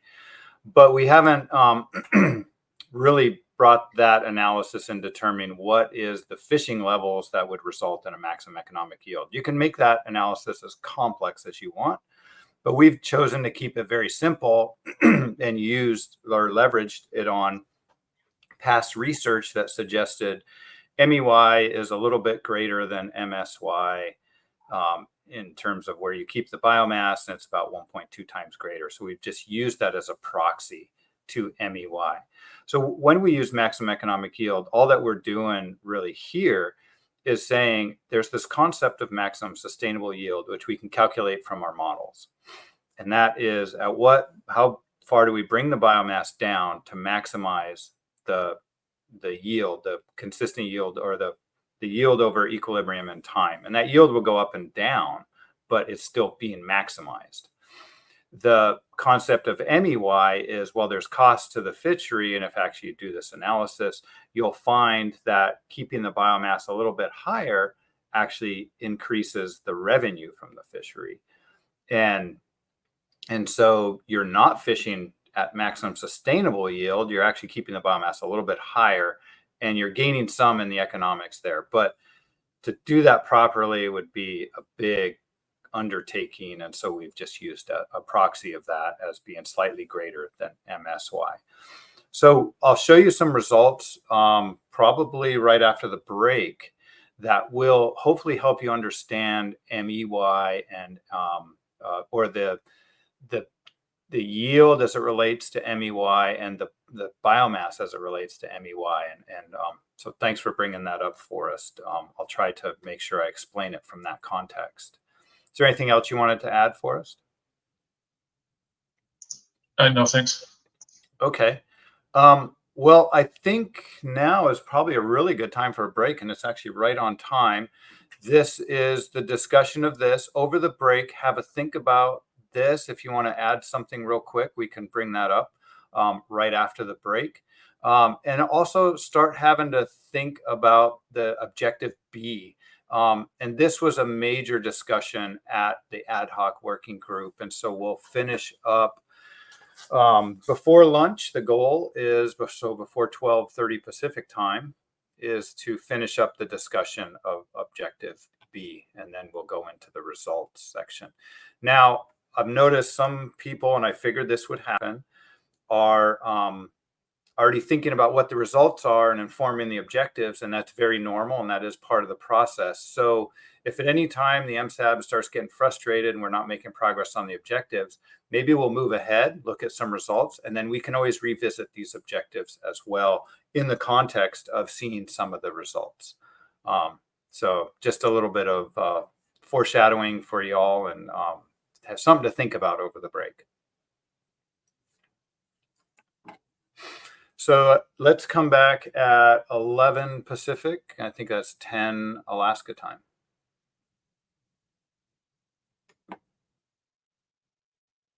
All righty. We'll see y'all then. Thanks, everybody.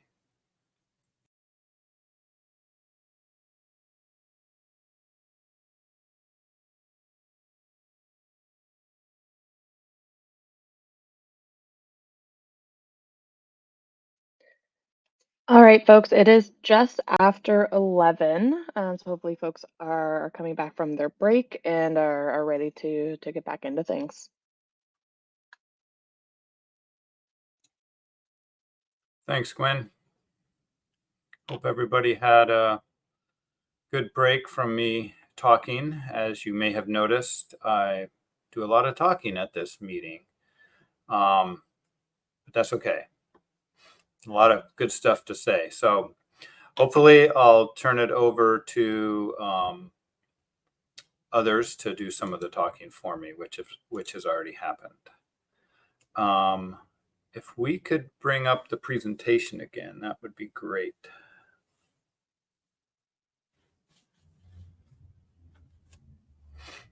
We'll just wait for the presentation to appear. There it is. Perfect. Right where we let off. All right. So we discussed one of the objectives. Let's move on from that at this point in time. We can always come back to it. There's review at the end of today, as well as discussion tomorrow morning as well. So the second recommendation of the SRB, and something that led to the ad hoc meeting and commission direction, was to examine this threshold objective, or what some people call the B36% objective, and some people actually do call it the target objective, although we haven't been using it as a target. So a little bit of background on this first, and this is looking at the 2023 stock assessment. So the previous one, don't get excited. This isn't a preview of what's coming up. Dr. Stewart will be working on that this year.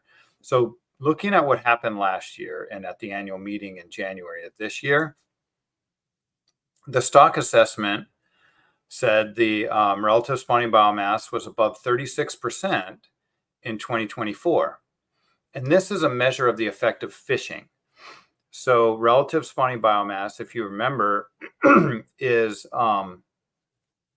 determined by comparing it to the unfished spawning biomass, but that unfished spawning biomass is unfished spawning biomass that accounts for changes in weighted age and recruitment.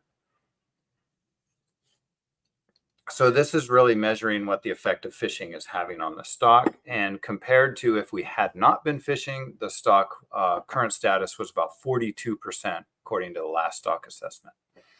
Okay, so we're above our threshold. We're above this B36%. And the status of the stock is actually increasing. So the effect of fishing has been reduced, or it's not affecting the stock as much as it may have in the past. On the contrary, the 2023 FIS and the commercial WPUE, or the catch rates, have been at their lowest observed since 1993. And you see those two plots on the right there showing the coastwide FIS 032 WPUE and then the commercial coastwide WPUE.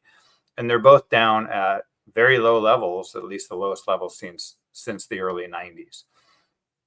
And so the question is, why is there this contradiction, you might say? The stock assessment is saying status is doing fine, but the data are saying, well, we're getting the lowest catch rates and the lowest weight of fish out there. And this has to do with the effect of fishing, but also the effect of recruitment and weighted age. This is where I encourage you to take a look at the brochure that we've created as Info Document 2, which tries to explain the differences of the effects of the environment and the effects of fishing. So there's this contrary, and what happened was the adopted coastwide TCY is less than the TCY from the interim reference fishing intensity. So that sort of interim harvest strategy, it's the commission decided to depart from it. I think the SPR 43%, somewhere in the 40 million pound range. And the actual adopted TCY was in the 30 somethings. I can't remember the exact numbers, unfortunately, right now. So the commission decided to depart from the interim reference fishing intensity. And so this objective is to maintain that relative spawning biomass at or above 36%. And so this is where I want to talk about what does it mean in these simulations and with this SPR-based approach to maintain a spawning biomass above some level. And so the plots on the bottom show projections with an SPR of 43%. On the left is the relative spawning biomass. And on the right is the actual TCY from the MSC simulation. So from SPR 43%. So notice right here, the TCY jumps up considerably immediately because we have not been harvesting at an SPR 43%. We've been closer to an SPR 52% in recent years. So that's why the sudden jump. And then the average TCY in the black line tends to remain stable. But what you can see in the TCY plot is that the TCY can be all over the place. It can, one is different simulations or different parameterizations suggest the TCY is different, could be higher or lower. That's the uncertainty. But that change over years, and you take a look at this green line, you're up harvesting at 120 million pounds, and then all of a sudden, in just a few years, you're harvesting below 40 million pounds. So that this harvest strategy using an SPR-based approach, what it does is it attempts to modify the TCY to maintain a stable spawning biomass. And so you can see the relative spawning biomass on the left is pretty stable around an equilibrium point. There's not a lot of variation in terms of that relative spawning biomass. But what we can see is if we, a little bit hard to see in this plot there, but right below the black line is a dotted line, and that's the 36% relative spawning biomass. And harvesting at a consistent SPR 43% keeps the spawning biomass on average above that 36%.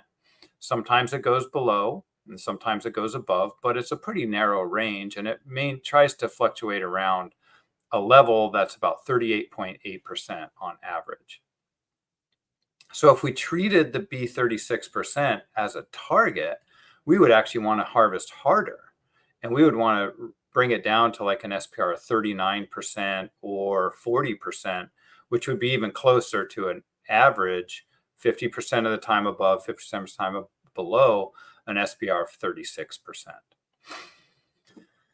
So you might ask, well, that's really interesting. Why is the TCUI so variable? And part of the reason the TCUI can jump around so much are changes in weighted age and changes in recruitment. You get a big recruitment, you can take a lot more fish out of the water and keep that relative spawning biomass at the same level. Weighted age increases, you can take more fish out of the water or more weight out of the water, and the relative spawning biomass remains stable. So that's how this is operating. And then I think I told Forrest I was going to talk a little bit about MEY and MSY here. And really the point that I wanted to make was how stable the relative spawning biomass is. And the MEY is a biomass reference point here, where it would be a biomass of 36% is a proxy for achieving maximum economic yield. And so keeping the biomass around 36% would still result in a lot of fluctuation in the TCUI. So the actual maximum economic yield in some years could be 40 million pounds, and other years could be 100 million pounds, but it would fluctuate a lot depending on the demographics of the population, being weighted age and incoming recruitment. So it's hard to say, well, what would be the dollar amount in the short term or the long term? Well, that dollar amount is going to depend on how much yield is actually taken out of the water, and that's quite variable. Each of these different colors in these plots is one simulation assuming different parameterization. So it sort of shows you one realization and how variable that TCY is. Okay, so that's a little bit of background on this objective. Sorry, Alan, could you go back to that for a second? Sorry. Yeah, go ahead. I should have looked for hands. Two questions. One, could you show us the slide here? We've got the relative spawning biomass, we got TCUI. What this does for the absolute spawning biomass, I think you showed it to us at last meeting or the meeting before, but do you have that handy so we can see what this means for the absolute spawning biomass? And my other question is, do you have for SPR 43, SPR 40, do you have SPR 46, what that does for a long-term median relative spawning biomass? Do you know ballpark? Obviously, it's more than 38.8, but do you have a sense of what that is? Yeah, I mean, I can look it up really quickly on the MSC Explorer as well, but it's around, let me see, I'm going to actually look at it right now. It is 46%, you asked? Yeah, SPR 46%. 41.5% is the median RSB, relative spawning biomass. Okay, thanks. So 41.5. So that's a good point, Chris, is that the absolute spawning biomass would be fluctuating a lot as well. And I do not, unfortunately, I do not have that plot handy to show, but it would be I can't remember if I've created that one this year, but I'll have maybe I'll try to dig that up over lunch or something like that. Yeah, but it would be absolute spiny biomass would look a lot like the TCY, just fluctuating up and down all over the place. Would it be trending upwards though, or what does it say for an SPR 43? In the from start time 0 or from the current year, it does trend upwards. Okay. Yeah, and Okay, and that's because of the way weighted age and recruitment are modeled. You know, the reason we're at a low level is weighted age is at some of the lowest levels we've ever seen, and recruitment, we had this 5 or 6 year period of very low recruitment that we're coming out of now. So when the simulations go forward, I have an environmental regime that says, you know, maybe recruitment's low on average, but it's not going to be as low as we've seen recently. So it starts rebuilding that population pretty quickly, just a lot because of the assumptions. Like, we haven't been this low in a long, long time, and it's unlikely to remain at this low level, we hope. Yeah, so really what we're talking about here, though, I think the takeaway there is those two things, weighted age and recruitment, they are two things that are beyond our control. We just have to sit here with our fingers crossed, basically. Yep. Yeah, and that's why it's important to then, one, make sure we're capturing that variability in the MSE simulations so that we can characterize the probability that the catch, the TCY, is less than 20 million pounds or less than 40 million pounds. It's a low probability, but we cannot rule it out. That's the usefulness of the MSE. I'm not trying to tell you, well, the TCY is going to be 60 million pounds in 40 or 50 years. I'm going to tell you the TCY could be 20 million or it could be 140 million. But right in the center, it's about 60 million. And you have this probability that it's this low level. If we harvest at a different SPR rate, we'll see this whole plot shift up or down. And that's where the usefulness of evaluating these things come in. Yeah, and really when we're looking at these evaluations, I think you've cautioned us many times, is not necessarily looking at what we think the value is, 60 million. It's how does management procedure 1 compare to management procedure 2? Oh, management procedure 2 has a higher median TCY than management procedure 1 does, and then all these other metrics associated with it. So, hey, which one do you like better? Which one does a better job of meeting the objectives? Last question is, in the MSE Explorer, is there a way to run sort of a low productivity option or scenario? I think there was one there, and I looked at the latest one. I couldn't figure out how to do it. So yeah, I can bother you about that offline later. No. I'm going to put in the chat the link to all the archived MSE Explorers, and what you'll see on that page is a link for MSE Explorer for high and low PDO simulations. And that is the one that informed the brochure. And what that does is it simulates forward in time with a low PDO or a high PDO. And that's only the effect on recruitment. So that's not saying that's saying weighted age can fluctuate high or low. It's not saying weighted age is also low or weighted age is also high. But it's pretty informative, I think. Okay, thank you. And if you want to see those results sort of summarized, have a look at the brochure, and it talks a little bit about the low and the high differences as well. All right, thanks, Chris. Forrest. Thank you. When we're looking at these numbers, does all of this, so the one attribute about recruitment that we've talked about is, you know, you can have a small overall, what do we call that? You could be 150 million pounds of female spawning biomass, or 400 million pounds, or whatever, and it's really conditional. You know, whether the stars align and there's just an excellent recruitment event. So in our discussions here and looking at these numbers, do they all assume some type of an average of good and bad recruitments, or like how much does that weigh into this conversation as we're considering objectives? Yeah, so the real key to the MSE is to integrate over that uncertainty, the low, the high recruitments, the low, the high weighted age. And the integration is what you're seeing in the bands, the background colors. So in the TCY, the pink is the integration of low, high recruitment, low, high weighted age, and some other uncertainties as well. So it is part of the discussion for sure. But when you have an objective like maximize the average yield, that's when we summarize over all that uncertainty and we summarize a performance metric that says that black line is the average yield that you would expect on average. Or if you say, I don't want to have a TCY less than 30 million pounds, then you would say, what's the area of pink less than 30 million pounds in the time frame that you're interested in? And it might be, 10% or something like that, as shown by the blue, where the blue arrow is. And you might also say, well, what's the probability of a harvest over 100 million pounds? And it's that pink area above where the blue arrow is.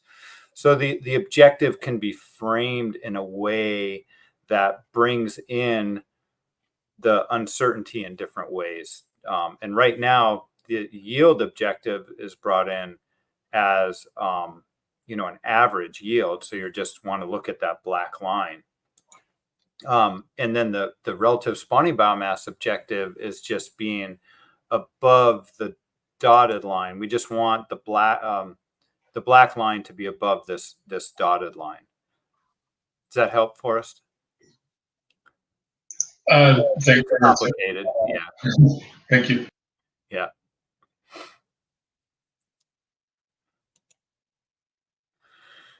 All right, so where's all this background leading up to? And that is really in the development of a new objective to replace, either add to or replace this RSB 36%. I think regardless, we'll always have this objective of RSB 36% in our portfolio. Because it is what we've been talking about related to MEY. So when certification agencies come and talk to me, they'll say, where are you relative to MSY? Where are you relative to MEY? I will talk to them about this sort of thing. But in terms of an objective of meeting or of defining a management procedure, it seems like the commission and stakeholders are supporting the commission decisions of departing from our current management procedure and departing in a more precautionary way. So what is really the objective leading towards departing from the current management procedure? And so catch rates and absolute biomass seem to be important, especially when they're low. And that's what, a lot of the justification from the commission at the annual meeting for adopting a lower TCY was spawning biomass has a continued chance of decline according to the stock assessment. And the catch rates are low in the fishery. So, and we can also easily meet this threshold objective, this B36% objective, even when catch rates and absolute spawning biomass are low. So it seems to be that we can go to places that stakeholders in the commission do not want to go to in terms of catch rate. So we had a lot of discussion at the fourth ad hoc meeting. And there's 3 points here. I won't read them out, but these are points that I found really relevant to this discussion. One was a discussion about what is the appropriate measure. Catch rates might not, because they're affected by these other things that might not be reflective of the population abundance or management of Pacific halibut per se. And that is like closure of areas and things we talked about earlier. And maybe the spawning biomass is a good metric to use as an objective. We'll talk about that. We can add elements to a management procedure, such as another control rule on top of that to try to meet these types of objectives, or say if the catch rates in a fishery get low, we back off fishing intensity to rebuild the stock. Maybe that would help, but that's something we can test. And then this 17 was a really important statement I found from the ad hoc meeting, and this is something for the MSAB to consider, is that there's likely a desire to remain above the absolute spawning biomass in 2023. So absolute spawning biomass in 2023 is basically where we currently are.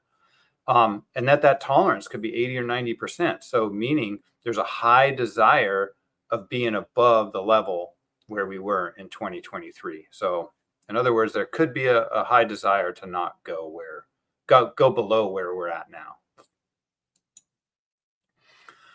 A couple other thoughts I thought were, sorry, yeah, I keep forgetting to look for hands. Go ahead, Chris. And if anybody was at the ad hoc meeting, jump in if you have a different interpretation of things as well. I think I made this point at the ad hoc meeting, but I think one thing we have to be a little careful here interpreting what's done at the annual meeting versus what we're discussing here at MSAB is at the annual meeting, we are looking at a very short term, almost immediate term, 3-year maximum projection. And stakeholders were coming there thinking and talking about what we saw in the fishing grounds the past season compared to the previous season before that. That's what the focus is very short term.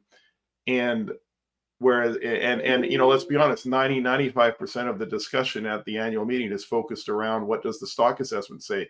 Very little time is spent focusing on, which is, I think, unfortunate, on some of the stuff, the work that is coming out of the MSE, because I think it could really help inform decision making. But just to remind everybody, we're talking about two very different things, and it might not be catch rates and absolute spawning biomass that are necessarily driving those decisions at the annual meeting.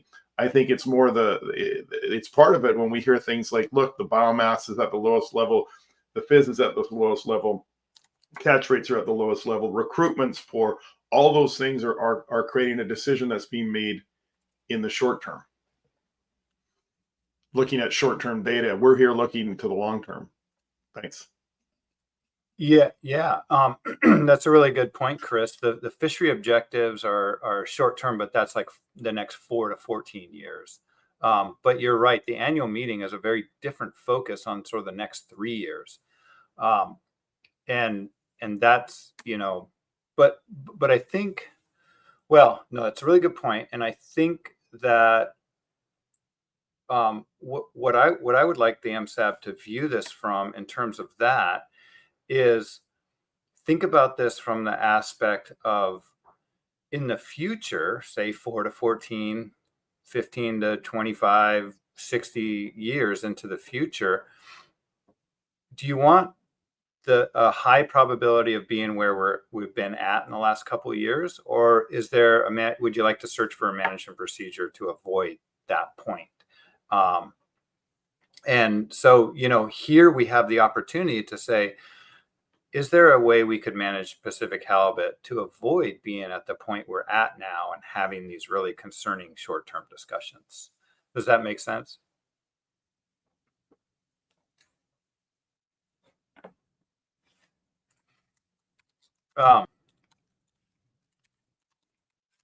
Sorry, I just write a little note here so I remember that. Okay, so that's a really good point. We're talking about two different things with the MSE and the stock assessment for sure. And it's part of the reason I think the commission wants that flexibility in their decision making, is to make those short-term decisions based on other factors that the MSE may not be considering in the real short term. Another way, and just a little side point here, is for stocks that are at very low points when they start the MSE, like southern bluefin tuna, they often have an objective to rebuild the stock to some level in, say, 5 or 10 years or something like that. And then they find a management procedure that has a high probability of doing that. Good. I stalled and gave some people some time to think about this. Go ahead, Jim.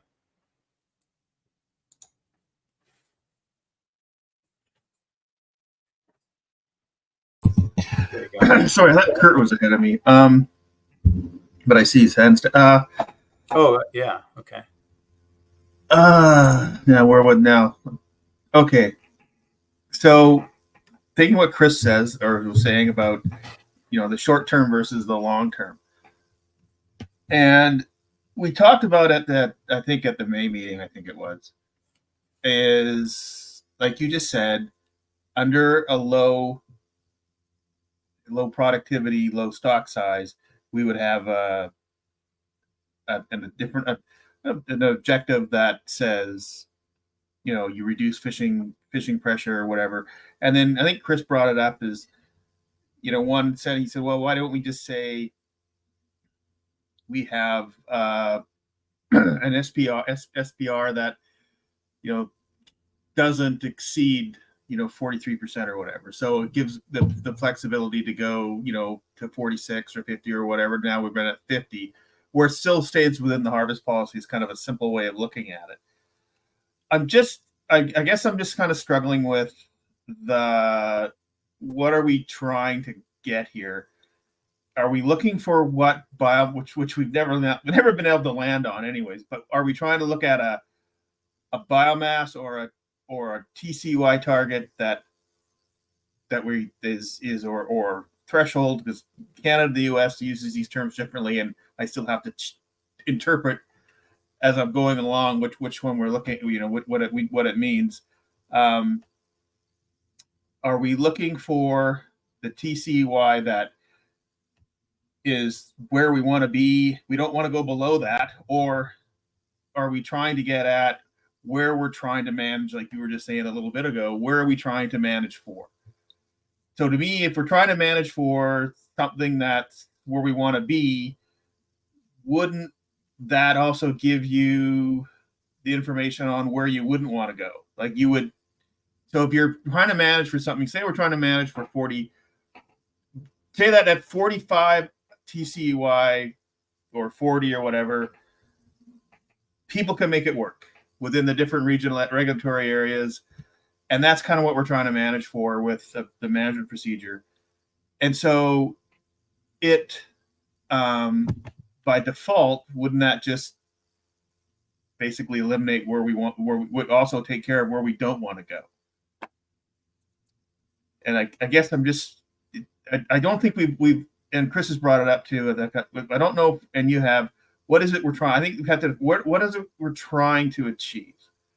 Are we trying to, like you said, don't want to go, or where we want to go? And I think once we make that decision, I think there's the other, I think the management procedure part maybe becomes a bit easier. And I guess maybe I'm missing something, but I still think we're talking around this and we haven't landed on, this is, what is it we're trying to actually achieve as far as where to go, where not to go.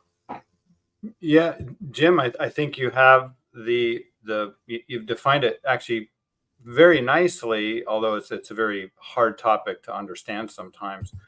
But what I see you saying is that, and this is really common and part of the MSC process, is once you define your objectives, finding the management procedure is the easy part. Because you just find the management procedure that meets your objectives. And if you have really well-defined objectives, then the management procedure will just fall out as long as you have a good pool of management procedures to simulate and evaluate. But I think what might be helpful is, one, we're examining this potential new objective because because we have this reference management procedure, and that reference management procedure was developed to meet the objectives of the commission. But then all of a sudden the commission's departing quite largely from that management procedure because there's some other objectives there that are not were not specified in the MSC process. And what we're trying to do is identify, is there an objective here that would be useful to identify, and that would help us have a more consistent management procedure and method of managing that meets the objectives of the stakeholders and the commission. Somebody has a microphone on that's feeding back a little bit. I think, Jim, your microphone's still on, maybe. Has a little feedback. But thanks. And so the question is here, is it important to stakeholders in the commission to avoid where we currently are? Can we do something better to avoid the current conditions that we're in of low catch rates and low biomass? And does that mean a different management procedure, whether a higher SPR, a lower fishing intensity, or some control rule in that says when we get to that point, do we want to reduce fishing intensity if we're below some level, and actually introduce that into a management procedure? If that is important, then we should define that as an objective. If it is important to keep the spawning biomass above some level, which seems to be what the commission is saying, they don't want the spawning biomass to go any lower than it currently is. If that is important, then that should probably be an objective in this process and help us identify a management procedure that works to meet that objective. Do you have any follow-up on that, Jim? Am I getting towards what you're talking about? Yeah, I guess it's like it goes to what is it we're trying to achieve, right? So it's we know that they don't want to go below a certain biomass, but it goes back to, I don't want to think of it the glass half full, glass half empty, but it almost seems that way, where the management procedure is to sort of, okay, if we managed for this level of biomass, which gives us this kind of TCY, on whatever the tolerance is, and then or are we trying to manage to stay above a bottom? I mean, they are quite different in my mind. Yeah. And so I guess we have to agree, what are we trying to do? And then to me, and I think, I don't want to put words in Chris's mouth, but we've been at this about the same amount of time. So I think it's where we want to be. And then what is that? So what do those MPs look like for that? And then it defines like, where is it that you want to be? And it's, I threw out, say, 40 or 45 million pounds. I'm just pulling that out of the air, looking at where we've been in the last 10, trying to remember. And that includes the net current definition of TCEY compared to it was like 5 or 6 years. Anyways, so that's kind of where that's kind of what I was getting at in a very roundabout, long-winded way. Yeah. And, remembering that this objective saying you want the absolute spawning biomass to be above 2023, or you want the TCY to be above 40 million pounds, we don't expect that to be all of the time. We expect to drop below that. We just don't want to drop below it a lot of the time. And so the tolerance, right? So then what's an appropriate tolerance? Exactly. And so that's another hard part to decide in this. But this isn't much different than the discussion we had with yield, where yield is like, okay, on average, we want to maximize yield. But then a second objective could be, we also don't want to go below to low yields. And so it's not conflicting to have two objectives on what you're saying. Where do we want to be and where do we want to avoid? Many times, and the sablefish process, I think, has both of those objectives for yield. They want to be at a certain yield and they want to avoid a certain yield. And that's okay to put in your objectives as well. And so I think we're talking with this section, we're talking about where do we want to be in terms of spawning biomass, which can influence catch rates. And I wanted to note too, number 10, Jim, is you mentioned this early in your comments, is this flexibility in defining a sort of maximum fishing intensity or a minimum SPR value that the commission just, if that they don't exceed. And so, you're meeting those goals, but you can be more precautionary if you want in regard to short-term trends or concerns. And that's number 10. Yeah. I'd like to move on if that's okay, and go to Chris. Oh, Chris had his hand up.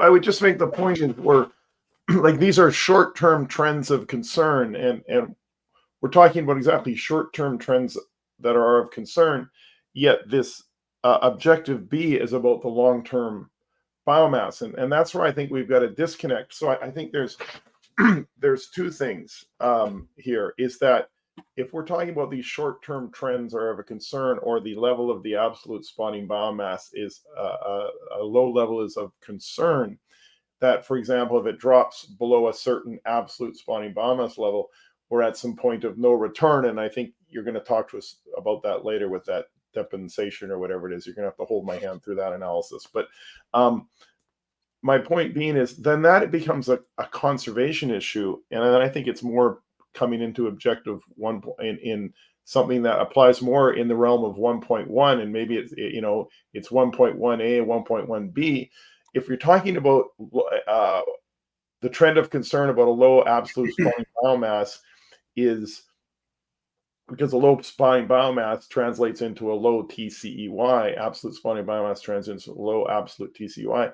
Then I think that comes into the point was raised earlier in the discussion before the break about, you know, having some kind of minimum TCEY, a short-term objective, or you don't want to drop below an unviable level of TCEY.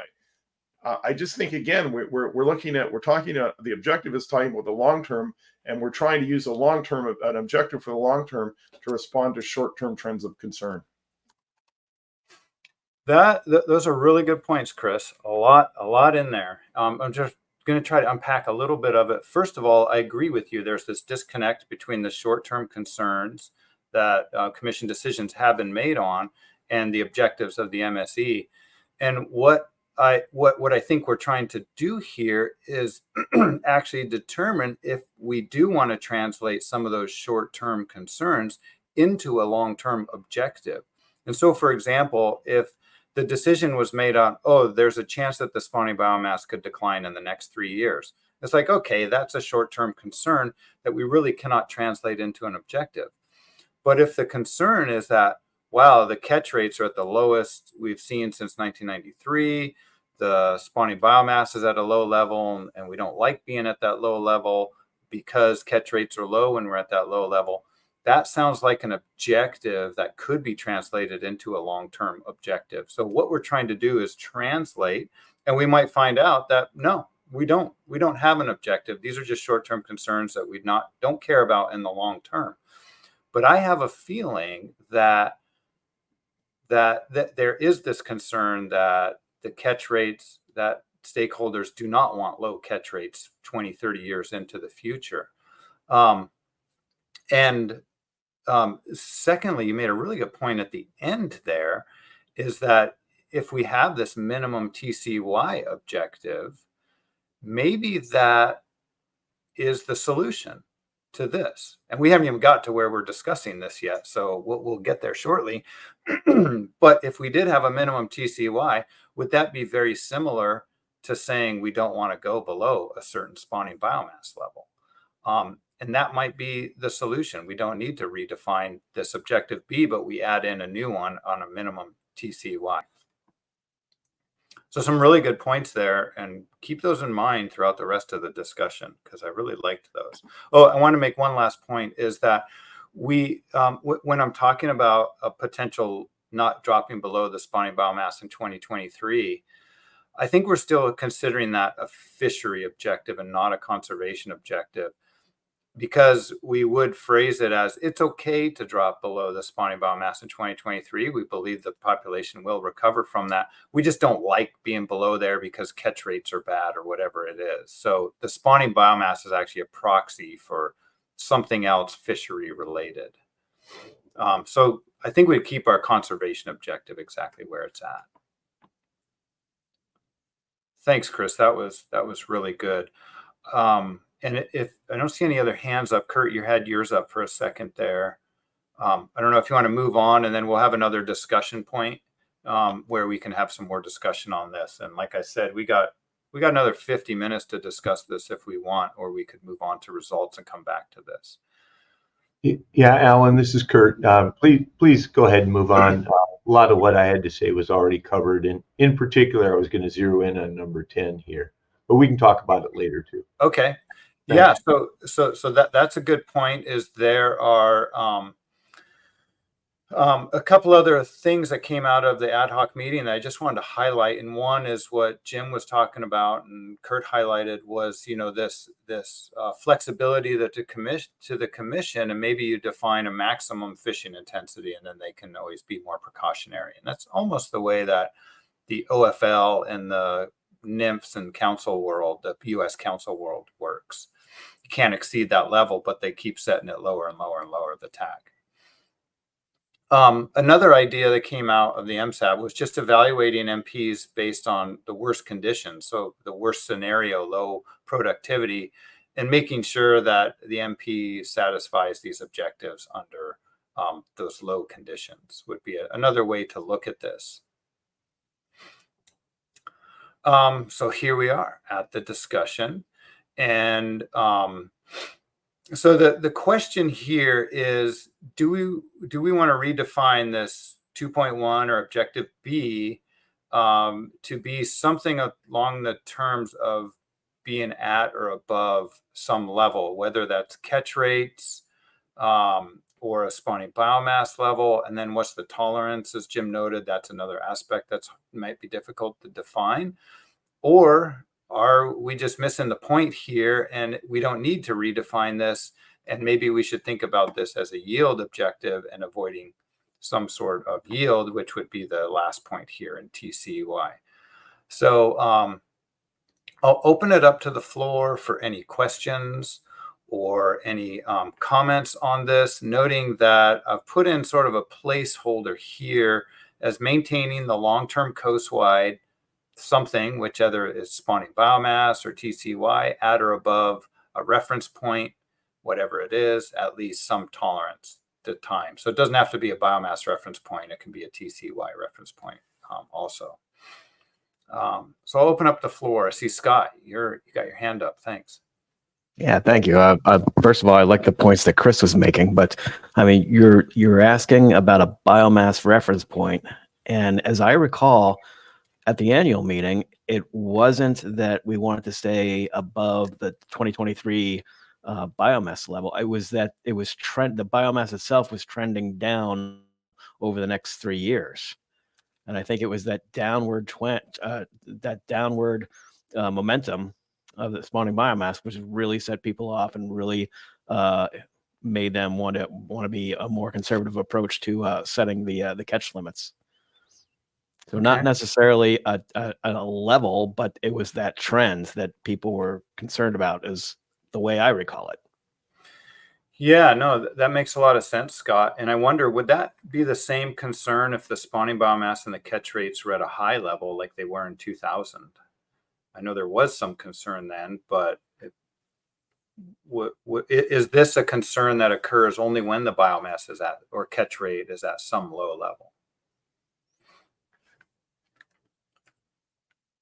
Because I think there is where we're getting into, I've seen objectives like when the biomass is below some level, that there's a high chance that it will increase, and that's where you use control rules, for example, to make sure that you're building back to a target or above some threshold.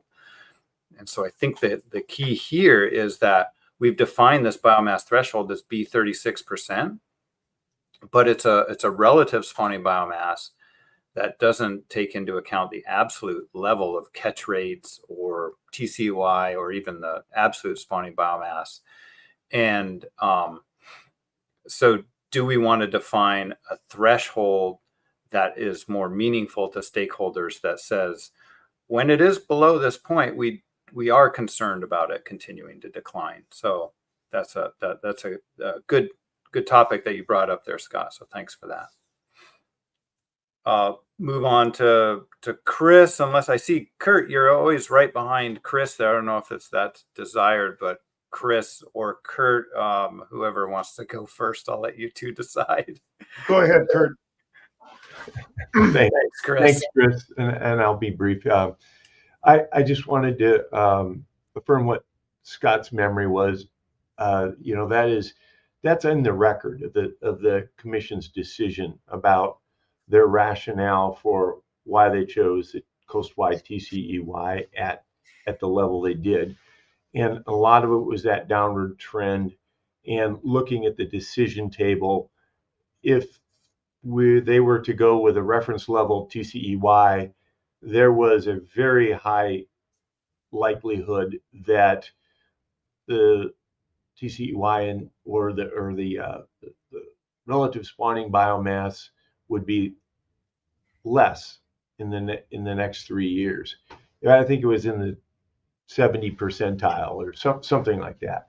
So that was very much part of it, and and that feeds in with our other objectives as well. Objective D, to minimize changes in the TCEY. So they're facing a situation of a downward trend. If they hit the reference level of fishing intensity, things are going to be even further down next year. Or if they fished with less intensity, they would add a measure of stability. But implicit in that, and I don't know if they put it on the record or not, but there was certainly a lot of anecdotal talk about it and feedback from stakeholders. They were also minimizing risk. They were minimizing risk, in that the implications of the risk at lower stock levels, and again, I understand relative spawning biomass, but still the absolute spawning biomass is quite low right now. Minimizing risk by fishing more conservatively at a point when the absolute spawning biomass is quite low, and the implications of, if you get things wrong, if there's embedded uncertainty in all of these decisions. If you get things wrong, it gets even more serious when the absolute spawning biomass is low. So that was all, I think, fleshes out their decisions. That doesn't necessarily move us ahead in trying to develop some of these metrics for a new objective. But I just wanted to sort of amplify on the rationale that the commission had at the time. So I'll leave it at that. And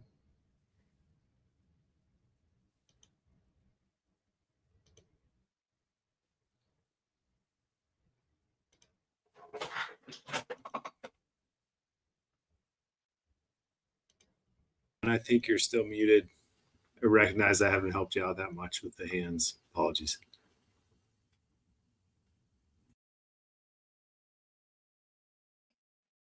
Can't hear you, Alan. Yeah, I was talking. I had all sorts of great ideas there. I muted my microphone.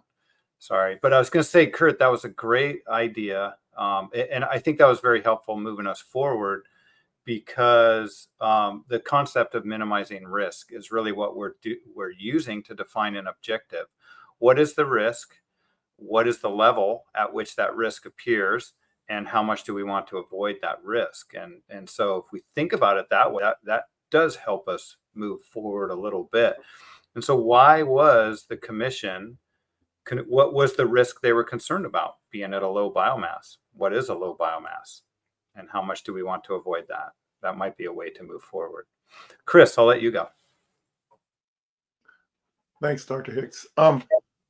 I still think, again, as I said at the annual meeting, we're responding to a short-term situation. This is a long-term objective, and I'll just put it out there. I actually like this objective. I like this objective because it's the one objective we have where we want to be, or where we're trying to be. Everything else is where we don't want to be with respect to the status of the stock. However, I do, and this is just my things, I like some possible changes to it. I'd say that I would leave the wording it is, but I like a B40 target a lot more than the B36, having looked at some stuff on the MSAB020, just throwing that out there. I still like the tolerance of 50%. I would rather this be a target than a threshold, but I can live with it being a threshold. And I realize if we're looking at a B40, for example, we'd probably have to change the fishing intensity. I have to say, looking at some of the stuff from the MSAB tool, I'm starting to really like fishing intensity 46 for a lot of reasons, in that I think it does a better job of keeping us with a higher probability away from the ramp. I think when you add in the 25-75% confidence interval, the difference in the average annual TCEY is, there's no discernible difference when you compare it to the F43, but we reduce our risk. So just something for people to think about and chew on. That's sort of where my mind's at this point. Thanks, Chris. That's very helpful. And just to paraphrase what you said, it sounds like keeping the objective as it was with this sort of relative spawning biomass target even, but changing the level, the B40% level from B36, and maintaining the tolerance at 50%. So it really defines it more as a target, but a little bit more in line with what expectations are from the fishery, I guess. And I guess one way to justify that would be to be a little more precautionary than the proxy MEY. Yeah, and well, the proxy, my understanding is the proxy MEY from that paper you sent me, it can be between 1.2 and 1.4 BMSY. So this is actually within that range of proxies. I thought that paper actually you sent me was very helpful. I see it's on the IPHC webpage where you directed me. One last thing I just mentioned on this, though, a caveat, I guess, is I would like to see and understand better how this performs, the SPR 46 and achieving the B40, just for things, as you mentioned earlier, Dr. Hicks, about things like Marine Stewardship Council. We have to be able to achieve the target over, I think it's 2 generations. And if you don't do that, then there's, you might fail a P1 indicator. So like I say, I'm not hung up on it necessarily being the target. I can live with it being a threshold, but just looking at some of the stuff you've provided, I'm liking B40 and I'm liking the SPR 46 a lot more. Thanks. Yeah, and the concern I have about defining it as a target is once you define it as a target, it becomes, you want to meet that. You find the management procedure that meets that. That is the 0.5. And so we would say, okay, what we would do is like, this meets the conservation objective. And then the SPR value of SPR 45.8% meets that target. And so you wouldn't even need to go on really after that. Defining it as a threshold, I think, still satisfies the any sort of certification agency in saying, oh yeah, are you on task to meet your target or whatever? And it's like, actually, we've exceeded our target. We've done better than meeting the target, and we've acted in a more precautionary way. And that's where this threshold comes in. It's like you're either meeting the target or even better than that. That's how I would present it to any sort of certification agency. Yeah, and as I said, I mean, I can live with it staying as a threshold. I'm just, as you know, I'm trained into the Canadian LRP, USR, TRP mentality. So, yep, yeah, I got that. And in the MSE Explorer, you can put in the probability, or you can look at a performance metric related to a 40%. By choosing the additional performance metrics down the line. And what I would do is the P, or the probability all RSB is less than 40%. That will give you that probability, and then you can find out where it matches. Thanks, Chris. Let's move on to Forrest. Yeah, so I think I'm confusing myself here, but we're currently at B42. So when Chris is talking about, and he said it could be a threshold or a target, but let's call it a threshold. We're already meeting that objective currently, correct? Yes, with an SPR 43% and a B36% threshold. Yeah. Okay, so yeah, but even if we changed it to B40 and an SPR 46, we would still be currently meeting that because we're at 42 and we're fishing at 52 SPR or something like that, right? Yes, that's correct. Okay, so the disconnect for me is this is not a place that we want to be. And earlier in the conversation, we talked about a TCY objective as a fishery objective. Whether it be 40, a threshold of 40 million pounds or a target of 45, or so I get that you can get a coast-wide TCY of that on very low spot, when these other things would be off, because you could just say, well, you couldn't if you already specified we don't go below SPR or fish a higher intensity than 46.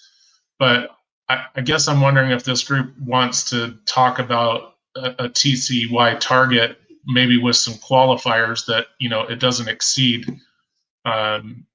B40 or go below B40 and doesn't exceed an SPR 46 or a higher fishing intensity. But I keep coming back to this idea that where we want to be is higher catch rates in the commercial fishery and, you know, more coast-wide TCY overall, and hover there rather than specifying some of these other things as the primary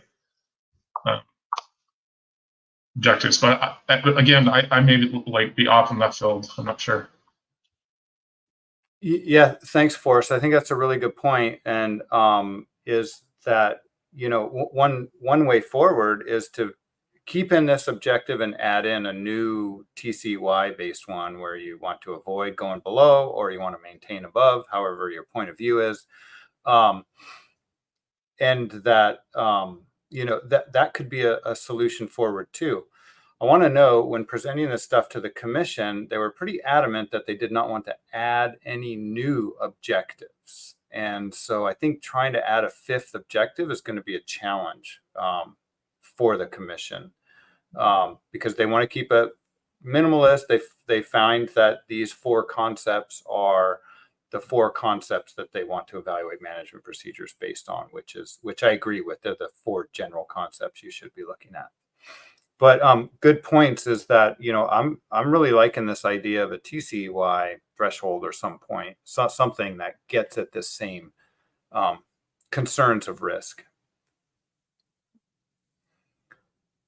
All right, I saw Michelle's hand up for a bit. That's down now. Should we move on to Chris then, and then Jim?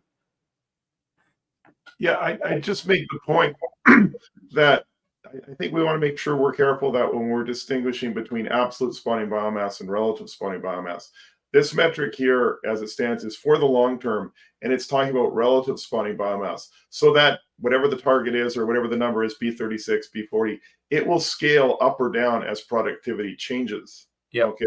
And I think that's maybe being lost in the discussion. If we want to talk about, because if we say, oh, we don't want the TCY to be this threshold, we're responding to the conditions today. And I'm not saying, like I say, I was intrigued by the discussion before the break, what Forrest brought up, and then you brought up about we don't want the TCY to drop below a certain level. But if we adopt that now on today's things and we drop this, we have nothing that's guiding us towards where we want to be in the long term. Mm-hmm. And then, you know, how would you explain that to Marine Stewardship Council? Yeah, I mean, it would be, this objective would remain as sort of a non-priority objective. And then the Marine Stewardship Council would certainly want to see something like this in there, and making sure that the management procedure in the harvest strategy policy does still meet this objective. So yeah, it would be behind the scenes for sure. And good points about the difference between relative spawning biomass and absolute spawning biomass. It's good to keep that in mind. The low catch rates you're seeing now are more because of low absolute spawning biomass. Good status, the less effective the fishery is the relative spawning biomass, but there's the effect of recruitment and weighted age. Jim. Thanks. So I agree with Chris. But I guess my question to you, I guess it's to you, or maybe it's so the commissioners, you want us to land on, you know, 2.1B. But okay, so for example, we do the one that Chris suggested, SBR 46, and his concern is, you know, relative spawning biomass during absolute. But is there anything, and since the commission decision is outside, how the distribution is outside of the harvest policy, we can still have this the way, say, Chris explained it, or we can, you know, nibble around the edges to see, you know, what really, you know, if there's any changes. But there's still this option that under these lower conditions where we're seeing now, which that, you know, the commission takes different, or even the whole commission process takes a different kind of tact and sort of decreases fishing intensity, as we would, as it would be explained in the annual meeting, as these tactical, short-term to tactical decisions, but we still have these longer-term objectives that in the long term will, move us to where we mostly want to go. But right now we're in this low productivity, low abundance period where we have to have, switch gears to this short-term tactical decisions. But do they necessarily have to be together, or we have this and that tactical decisions are made in that commissioner's process, where we're not saying you can't do it, but here's our policy, and we think in the long term this is going to, actually serve us well. Mm-hmm. But we need to sort of ride out a few more rough years. So I don't see why we have to sort of, I don't know. I guess I see them as kind of part of the process, but kind of separated from each other. As here's the long-term ones, but here's some short-term things we need to deal with. Yeah, that's a really good point, Jim. And, there's no problem with the commission departing from the reference management procedure per se, for two reasons. One is because it's modeled, that decision-making variability is modeled in the simulations. You know that's going to occur. But second, they've been departing in a precautionary manner. So like you said, it could benefit the stock and the fishery in the long term because you're foregoing yield now. Where the SRB is having an issue with this is in the transparency. And the SRB is really looking at this in terms of how tuna fisheries or tuna management organizations are implementing their harvest strategies. And they're using MSE to define a management procedure that is stuck to. So that is used to define the quota, and that process is 15 minutes long, and then the decision is made. And so there's no flexibility there. With the commission maintaining that flexibility reduces transparency in the process and introduces variability as well as uncertainty in what the TCY will be next year. So that's the trade-off there. Either way is fine as long as those objectives are being met and it's still conservation. But if the MSAB's okay with that uncertainty in the decision-making process, then then we can move forward from there. Okay, yeah, that's a good explanation. But I guess I would say I don't see the commissioners being non-transparent when they make these decisions. Usually they do explain their rationale. So I guess I'm curious to how the SRB is defining transparency. And I don't want to get too caught up in all this, but I mean, one is they're two different management processes and approaches, and the commission process has been around for 100 years, and it's done quite well. It's not perfect, but it's done quite well. So I guess I would look at it as I guess I'm just curious about what they term as being not transparent. Yeah, and that's a good point. I think I'm referring to transparency as the process is just, it's transparent in what's going to happen, not and I think the commission is very transparent in what has happened. They have the report, and they report why they made all these decisions. But walking into the annual meeting, there's that uncertainty. So it's more of an uncertainty of stakeholders, like, what is the TCY going to be this year? Is it going to be 30 million pounds, or is it going to be 55 million pounds? The assessment says it should be 48. I don't know. And that sort of uncertainty is that okay in the process or not okay? I don't know. Yeah, no, thanks. I just, I guess my time is, the commission is relatively conservative organization, and back in their late 90s when the TACs went up dramatically, they were working, the secretariat and the commissioners were working really hard to find ways to bring it down. Yeah. They found a few ways. May not have brought it down as fast, but basically in that time frame, it was like this is what our harvest policy says. What, we need something. This, I don't think that they're uncomfortable with it. So I think we're just kind of, sometimes I think we start comparing apples to oranges in kind of management processes, and don't know if that actually does this. I mean, you could borrow and look, but I don't know if you're trying to mimic one, make them all kind of more or less the same. I don't know if that's you win or I don't know if that's a win or is it really necessary? Okay, that's my commentary.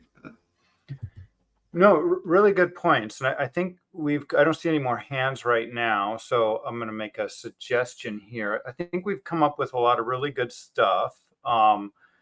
I'm hearing that, the short-term decision-making process is important to the commission process, and potentially not, having some management procedure defining an upper limit would be a useful way to go, or there's this reference input, and the commission can often depart, especially in a precautionary manner, from that input. We have to think about things like what overfished and overfishing are, which we're still thinking about in this management context, which is fine. And it also sounds like some people, at least in the MSAB, would prefer to maintain the old objective for 2.1, the relative spawning biomass of 36%. And it wouldn't, it's not, even though the commission would like to keep it at 4 objectives, the MSAB could recommend a 5th objective related to TCY or even absolute spawning biomass if they wanted. So I think we've made a lot of progress today, and I think this is really the purpose of the MSAB, is to discuss these things and come out, instead of someone like me just saying this is the way it should be. I've learned a lot today as well, and I think that's the real benefit of this process. What I'm wondering is, I think if we move on to starting the results, maybe take a break for lunch, and then come back, finish up results, I think we'll have a little bit of time to then come back to the objectives, especially if we skip the depensation stuff. It might be useful for us to see some of the results and then have a discussion about objectives again, and tidy this up and then do some report writing, especially with it fresh in our mind. I'm wondering, for the co-chairs and the MSAB members, does that sound like a good path forward? Or do you want to continue discussion on objectives right now? Personally, I think what you had suggested might help steer this conversation a bit further. Take a look at the objectives, continue mulling on, or look at the results, sorry, and then continue kind of mulling on the conversation that we've just had and how the results might help inform that conversation as it continues, are my thoughts.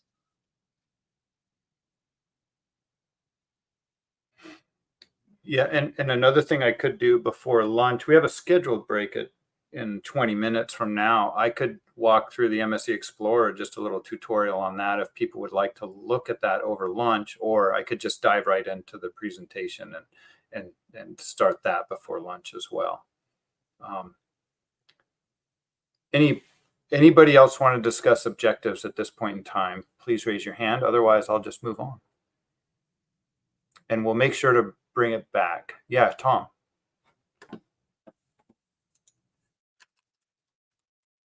Oh, Tom, I don't see a microphone access for you for some reason. I see your hand is raised. Did you lose microphone access? Tom, you may have had to rejoin for some reason, and microphone access will give that back to you. There you go.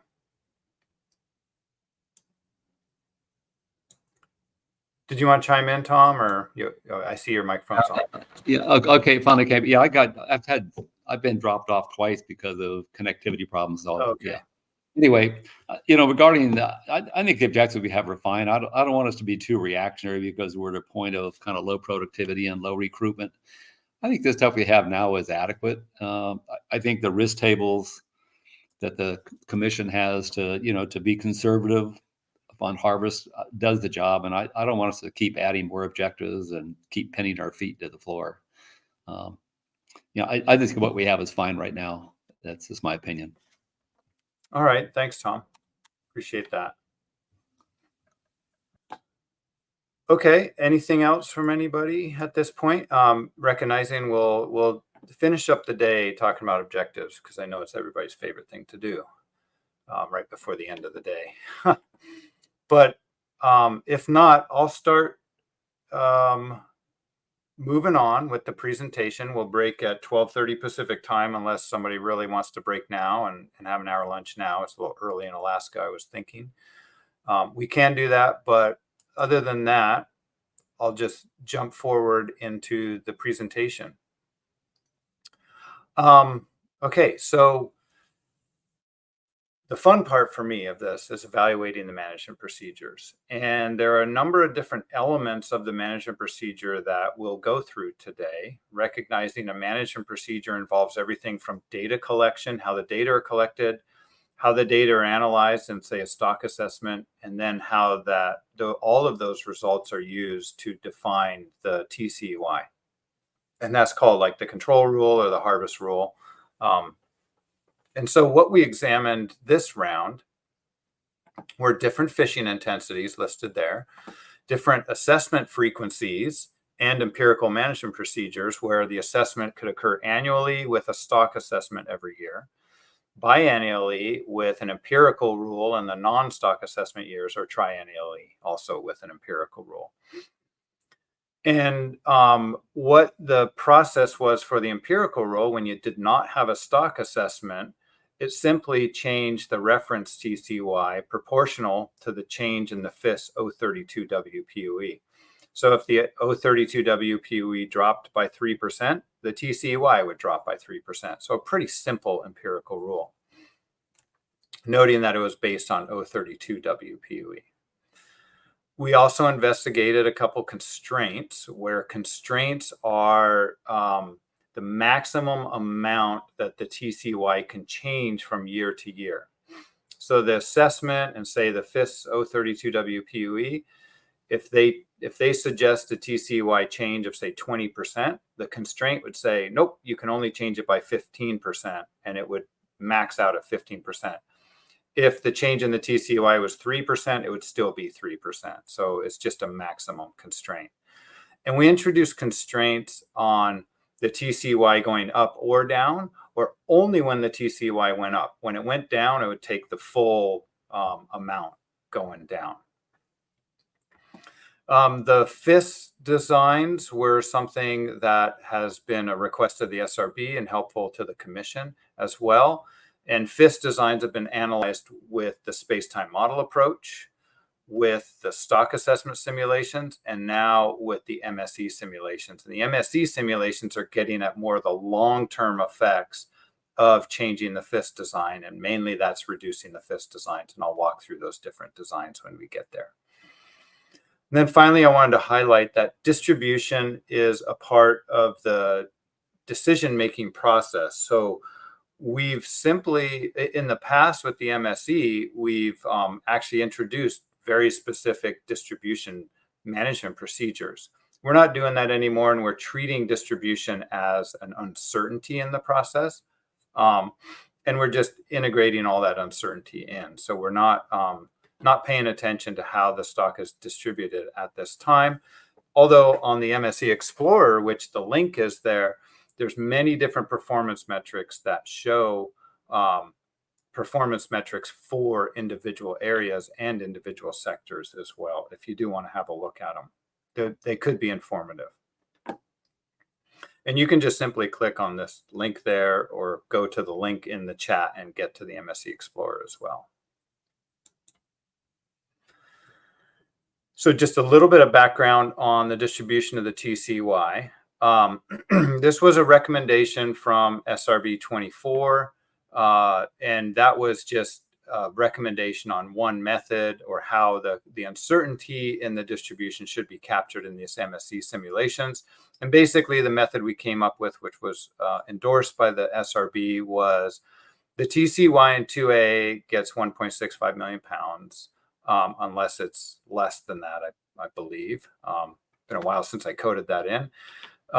Then it would be less. And you'll see sometimes there is some variability in 2A.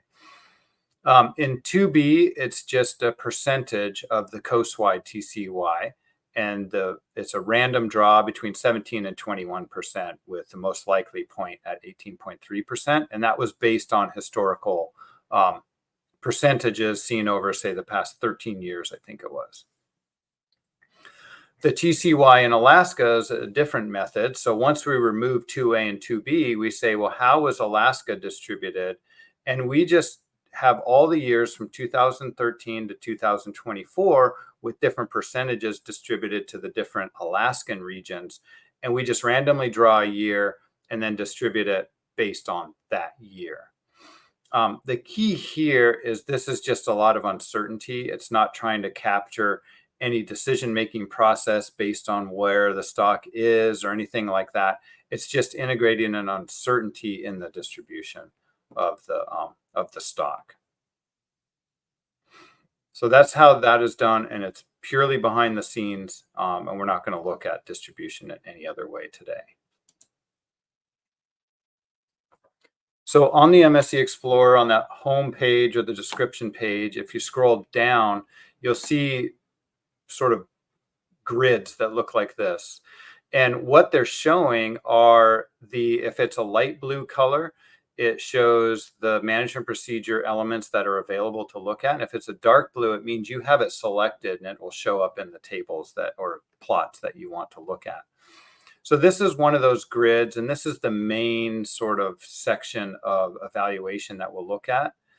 And this is SPR along the vertical axis here, and then along the horizontal are the different assessment frequencies, empirical rules, and constraints. And so you can see we have annual, biennial, triennial, all with an empirical rule, the 032 FIS. And then we have different constraints with the annual and triennial assessments. And that's only for the SPRs of 43%. This was because there just wasn't enough time to do all of these simulations. I note there's a really high fishing intensity scenario. So the lower the SPR, the higher the fishing intensity. And so you can take a look at what would a 35% SPR result in, noting there's a control rule also enacting on this. So the realized fishing mortality is not quite as high as you think it might be. So this is a nice way to see that overall. So I think before lunch, I'm just going to walk through this slide, and that might be a good place to stop because it'll give people something to, mull over lunch and give you an idea of how to interpret this. Unless there's any questions so far. All right, I'll continue on. So this was all using what's called the FIS block design. So the FIS block design is the most current design. That's well, it might not be the most current design, but it's a likely design that would be used in the future. And and then this is the table of performance metrics. So I'm going to walk through this a little bit. We have the annual assessment frequency on the top, and then biennial and triennial below. We have the SPR as these different columns, 40, 43, etc.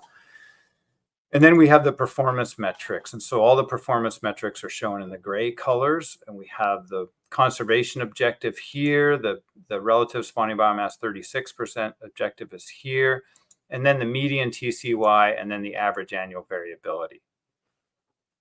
And if you look at this conservation objective, the probability of the relative spawning biomass is less than 20%.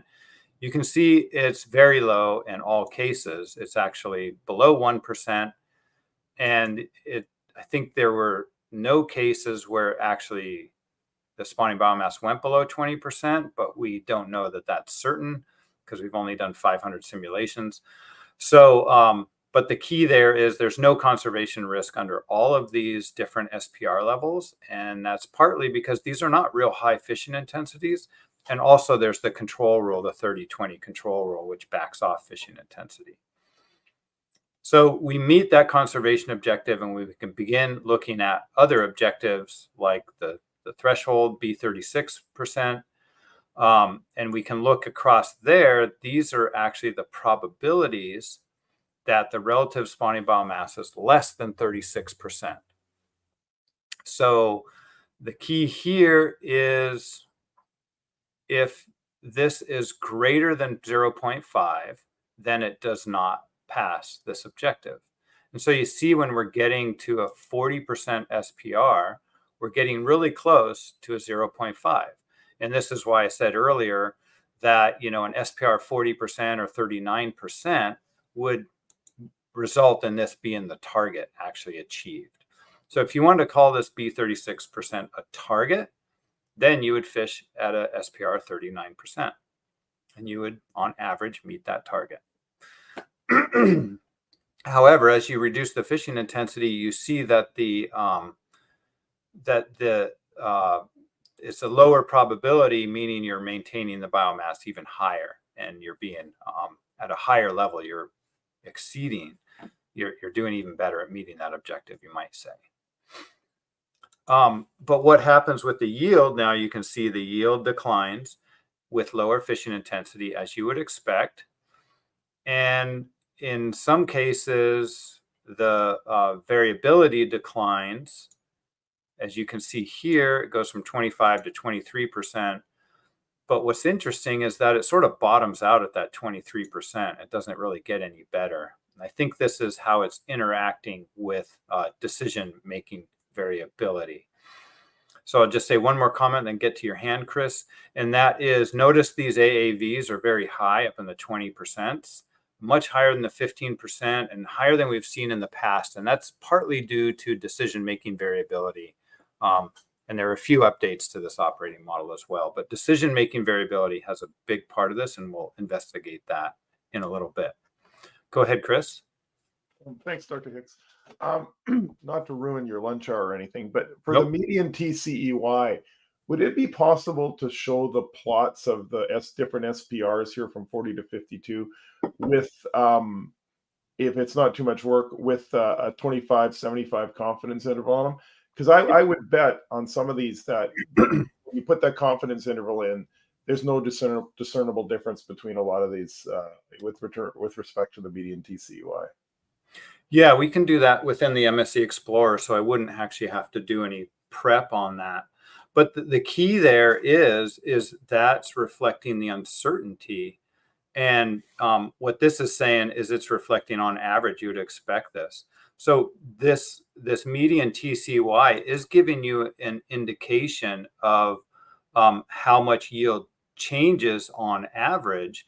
And at the lower fishing intensity, you would expect to not be harvesting as much. So even though you'll see the range of the TCY is going from, say, 30 million pounds to 120 million pounds, if you were fishing at a 52, that realized trajectory would be at a lower TCY than if you were fishing at an SPR 43%.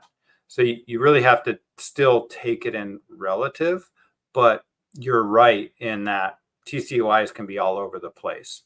But if you think about it, them relative to each other, on average, you would be fishing at a lower TCY with a higher SPR.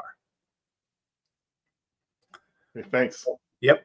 Yeah, no problem. And I realized that I failed in how to report this. The MSAB actually requested that the conservation objective be reported as pass or fail.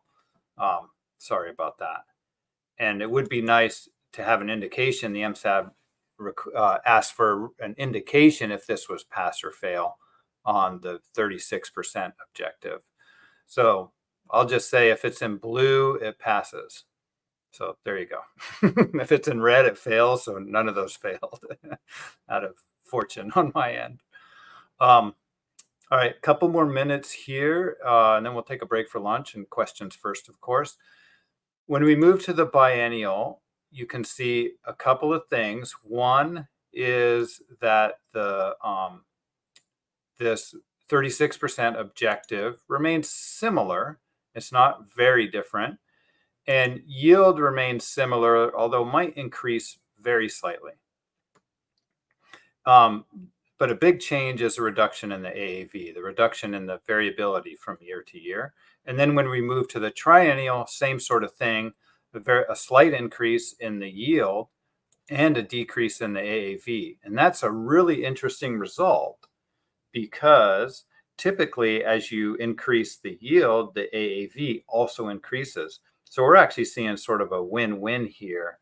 And the SRB, which I'll show you later, actually picked up on this as well. The triennial increases yield and lowers variability. So that sounds like a pretty good way to move forward. So something to think about in this context, and we'll take a look at different FIST designs as well and the effect on that, because you might notice the empirical rule is based purely on the FIST. If you reduce the design, the uncertainty in the FIST goes up, which might have an effect on the AAV. And then finally, before we break here, is the TCY on average is reduced by about 4 million pounds every time the SPR is increased by about 3%. So that's about 1.3 million pounds per percent SPR. Something that just helps me think about it, like what's the change in yield on average as we choose these different SPR values. So I don't know if that's helpful or not. All right, I'm going to stop there. I'm just going to peek at what the next slide was. Yeah, so the next slides are all those different additional performance metrics asked for, and we can walk through those after lunch. But this is a really good start. I'm going to back up another slide so that you have the link to the MSC Explorer here in case you wanted to just go right to it. Play around with that. Let me know if there's any issues on that website. And if you want a little tutorial, I'm happy to give that as well. So let's pause for questions. And other than that, I think we could break for lunch. Yeah, go ahead, Jim.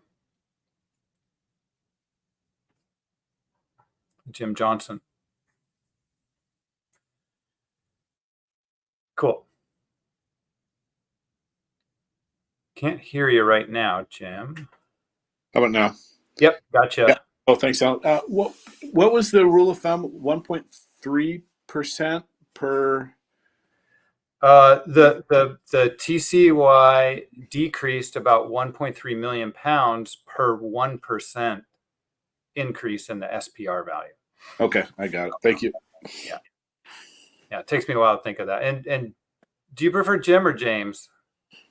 Just don't call me late for dinner, either way. All right. Okay, I won't. I'll go with James during this meeting to avoid confusion. Sounds good. Thanks, Gwen. She put that in the chat. Forrest, go ahead. Yeah, thank you. When you get to the higher SPRs and you have that yield loss, if you were to see the minimum and maximum TCYs on, is it like when you have the highest yield, are you swinging way down a lot more? It seems like the AAV was similar across all the SPRs, but my mind's failing to move that into the idea of like, if you're at 47 or 48 million pounds using an SPR 52, are you going down to only going down to 40 and up to 50? Like, are you hovering closer to that median than you would be on the higher or the more intense fishing SPRs? What would that look like? So I'm looking at the MSC Explorer right now, and I can share this after lunch. But if you want to try to do it yourself, just open up the Explorer. You don't have to change anything. Go to plots on the left, and then choose plot the 5th percentile and the 95th percentile in the plots. And you can also choose the input SPR box, and that will lay them all out across the plot. But basically what I'm seeing is I think what you're getting at is with SPR 40%, very rarely you can, it says that you would see TCYs above 120 million pounds. At a SPR 52%, you very rarely see any above 100 million pounds. So the range of TCYs is reduced as you decrease fishing intensity or increase the SPR. The lower range is a little less dramatic, but it does look like you don't hit as low with the 40 as you do with the 52. So you might go a little bit lower on occasion, you know, and 5% of the time it looks like you'd be below about 30. So you can have a look at in the MSC Explorer and come up with any questions afterwards, and we can go over them as well. Thank you.